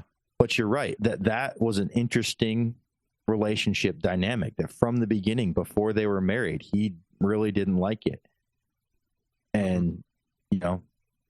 Yeah, a little weird. So, guys, check out Unplanned in theaters now. You can, I imagine, independent film. It'll probably be out on film very soon. And I know it's expanding locations. I think because of its success. It went from 1,000 to 1,700 theaters. So nice, expanding fast.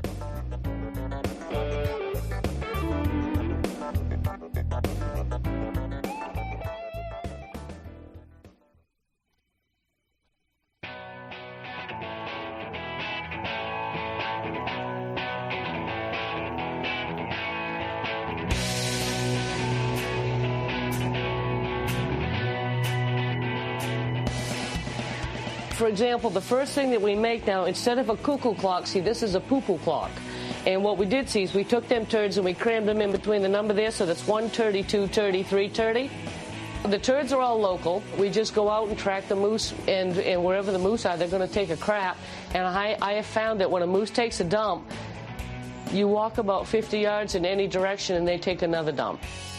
And when a moose takes a dump, they'll crap out between 200 and 400 turds every time they take a crap. So it's like I get $5 a turd for these things. So I get jumping right up and down. I get excited when I see a turd. So exciting. That's some UBI right there. I know, right? The number of turds. I mean, that could be an answer. It's gold, guys. Do you guys remember when Tiger Woods and Phil Mickelson played against each other back about a year ago now? Why would I remember that? You don't remember that? Because I don't remember that. The last golf duo I remember is Happy Gilmore and Bob Barker. So I mean, no, I don't remember. Phil Mickelson and Tiger Woods played against each other in a pay-per-view event where during wait. Pay-per-view golf? Pay-per-view golf. I kid you not.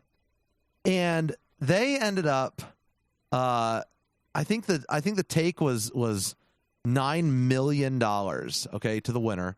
And during the entire event, they were making side bets and stuff like that, and like it was billed as like the biggest deal ever. Okay? Okay. It was an epic flop. Like pay-per-view didn't work for some people. It was like the Fire Festival of golf games. Pretty much. It was like people started streaming it live. They streamed it live online, so people online could watch it for free. But yet people who paid pay-per-view $29.99 had to pay for it. Gosh, it was, oh man, it was an absolute mess. So this week on Barstool Sports, Jake Owen talks about his how do I want to call it, his chat with Phil Mickelson. I'll play it now. Give Phil Mickelson a lot of though. At Jordan Spieth's wedding, Jordan got married in November, and Phil was there, and it was the day after he played Tiger. Oh! And I walked up to him, and I was like, "This is a funny story." I said, "Hey," he didn't really know me, other than he and I won the Arnold Palmer Award together, the Arnie Award, which they give to like golfers who give back. Mm-hmm. Golf Digest does, and we won it together at Pebble Beach. So other than that, I don't think he really like knew me or anything. Yeah. But I had a few cocktails, and it always saw him starts across with the room, drinking. and I was like, I got to go tell this guy what I think. So I walked over to him. I was like, "Hey, Phil, you owe me $29.99." And he's like, "What?" He's like, "What?" And he's in the middle of a conversation. I was like, he basically kind of looked at me like, who is this guy? I'm like, "Dude, seriously, you owe me $29.99." I was like, for wasting 4 hours of my life with the golf I've ever seen. Like, you guys are like the best golf. You guys hyped this whole thing up about this big match. You guys couldn't even make 3 birdies between the two of you. I'm like, I want my $29.99 back, and apologize to me for some golf. Oh my God! And he pulls out a wad out of his thing, and he grabs $100 bill. He's like, "Yeah, I won 90,000 of these yesterday. Take 100 and go." What? Yeah, right in my face. Can't be real. Phil Mickelson, guys. Phil Mickelson. That's awesome. So the story gets even better. Okay. So on his way home from the wedding, like they had to get on a trolley to go back to the cars where they were parked. He ends up on the same trolley with Phil Mickelson. Okay. And like the next day, his girlfriend was like, "You're such a jerk to him. You really need to apologize." And he's like, "Nah, I don't need to do that." Well, just like a month or two ago, he's in a pro-am and finds out he got paired with Phil Mickelson. And he walks up to the tee and he's like, "Dude." And Phil Mickelson's like, "Jakey, Jake Owen." And so Mickelson remembered him, I'm sure. Oh, yes. I'm sure. Yes. Oh, yes. And so Jake Owen apologizes to him. And Phil Mickelson's like, "Nah, man." He's like, "I wish more people were like that to me," because it was hilarious. Because he's like the godfather of golf, isn't he? Yes, I love watching him play. But apparently, like, he's like the coolest dude ever. So That's awesome. pretty chill. Jeff, tell me about these guys in Arkansas. Wow, what a pivot. Also, I didn't know that's what we were starting this segment with, so I was lost there for the first few seconds until I figured out what was going on. I'm sorry. Still a good story. Arkansas. All right, well, a couple stories out of Arkansas this week. One, it's kind of opposite ends of the spectrum of Arkansas. Shows so the one good I and saw, the bad. The good and the bad of Arkansas. Or at least the not so bright. So you know how you mentioned in that last interview that it kind of always starts with alcohol. That it does. So, hey, Bubba, hold my beer. Yeah, earlier this month, I know it's already early in the month, but just a couple days ago, Charles Eugene Ferris, a 50-year-old, so he's got plenty of life experience. So he knows what he's doing. He knows what he's doing. He's on his back deck drinking with his neighbor, Christopher Hicks. No joke. That's the last name. Who is 36 years old. And this was a Sunday. They're sitting around drinking, nothing else to do. And so I don't know. According to the story, I don't know why this was already happening, but Ferris, the older gentleman, was already wearing a bulletproof vest. Why you're just wearing one of those sitting around, I don't know. It's Arkansas, man. When he walked out of the single wide that morning. No. If he can afford body armor, he's got a double wide. Now, let's just set the stage here. Do you think there was a fridge on the deck? Absolutely. Without a doubt. Wait. Is there a reason not to have a fridge on the deck? That's a good point. That is a really good point. The fridge was probably the nicest thing in the trailer. Well, on the deck. Or on the deck. so you gain 8 square feet in your kitchen if you put the fridge out on the deck, guys. That's a good point. So Ferris is wearing his vest, and so he tells the other guy, Hicks, to shoot him. I got a vest on, shoot me. Okay. Now I think we've actually had a story like this before, and I think it was police officers involved, young police officers at home that tried this out, tested the vest. We may have. But these guys aren't completely stupid because they used a .22 caliber semi-automatic rifle, at least according to this article and according to the report. Now, I guess that doesn't clear things up because an AR-15 is also a .22 caliber semi-automatic rifle. It makes it sound like this is like a squirrel gun, like a .22, at least according to the article I'm looking at. So Hicks shoots Ferris one time in the chest, pop, with a .22. Hits him in the upper left chest. Vest stops the bullet. Woohoo. Well, it hurt. Right. And it left him with a red mark. Right, of course. So he's like, all right, you try it, basically now. Oh, so he swaps with the guy, gives his buddy the vest. So his vest puts his buddy puts the vest on. So in true playground fashion, the guy who said, hey, shoot me in my vest is mad about being shot in the vest and it hurting. So instead of just shooting his buddy once back as we're both going to try this, he lights up his buddy and unloads a clip into his buddy's back. And it's a .22? It's a .22. Unloads. Oh my goodness. Still not a great idea. None of the rounds penetrated the vest, but Hicks suffered bruises. God.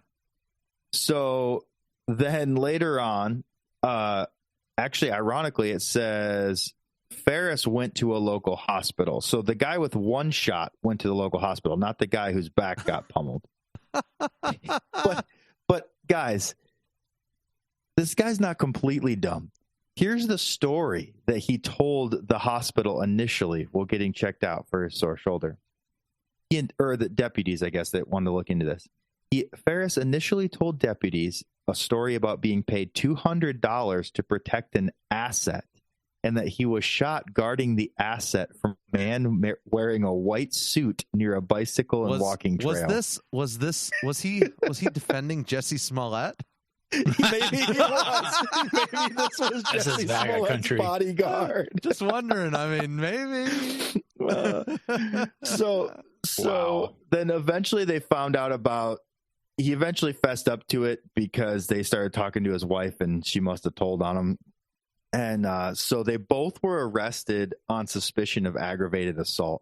Now, when you're like, "Hey, shoot me," I don't know how that can be aggravated assault. So.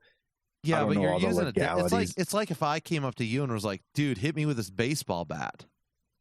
Yeah, you asked for it and I did it. But I don't know that it can be called aggravated assault. I handed it to you and it was premeditated because I told you to. I don't know. You should have the free will to say no. I don't know about that, but either way, these guys looking at their pictures kind of look like the type of guys that would do this. I guess. Apparently, they just needed more entertainment. I don't know. This is why we invented like television, so that this didn't have to happen. hey, if it's not football season, baseball's just starting, well, and the American Alliance of Football just shut down. So yeah, so these guys needed some entertainment. There's nothing going on. Absolutely nothing. Tell me though, are they arrested?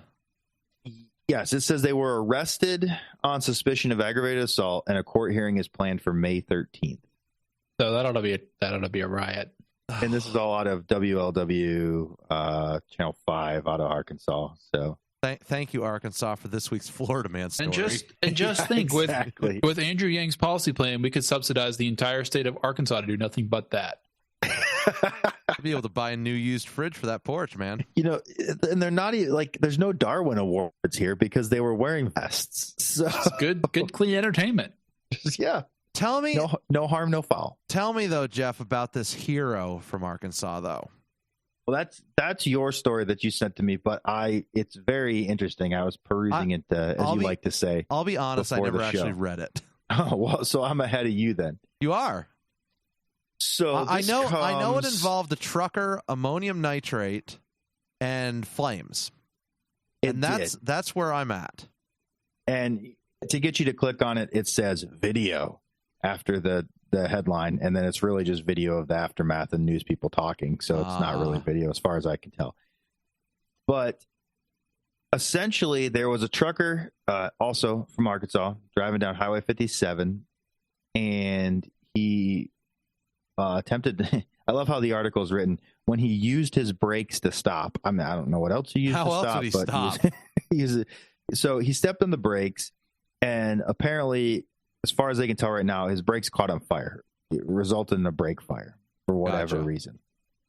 So according to this article, knowing he had explosive chemicals in the back of his truck, he said he knew he couldn't pull over because he was in a well-populated area of the state. So he called 911 and just tried to get as far away from the populated area as he could.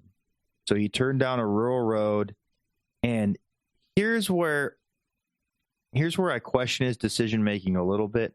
So he turns down a rural road with no one around. It says even after he put the vehicle in park, his name was, let's see here, Randall McDougal. Okay, 63 years old is his name. After McDougal put the vehicle in park, McDougal threw caution to the wind and continued to fight the inferno even as first responders arrived on the scene. So I don't know what you're fighting. I assume he had a fire extinguisher or something in the truck, and now he's attempting to put this fire out. That seems like a really bad idea. Matt, I'm still suspicious of this. Okay, so this article is from the Tribunist, and then I almost don't want to read this sentence. According to Board Panda, first responders witnessed McDougal trying to put out the fire only to have the contents of his truck, ammonium nitrate, explode, leaving a 15-foot crater in the road. Are we sure this story is real? I'm highly.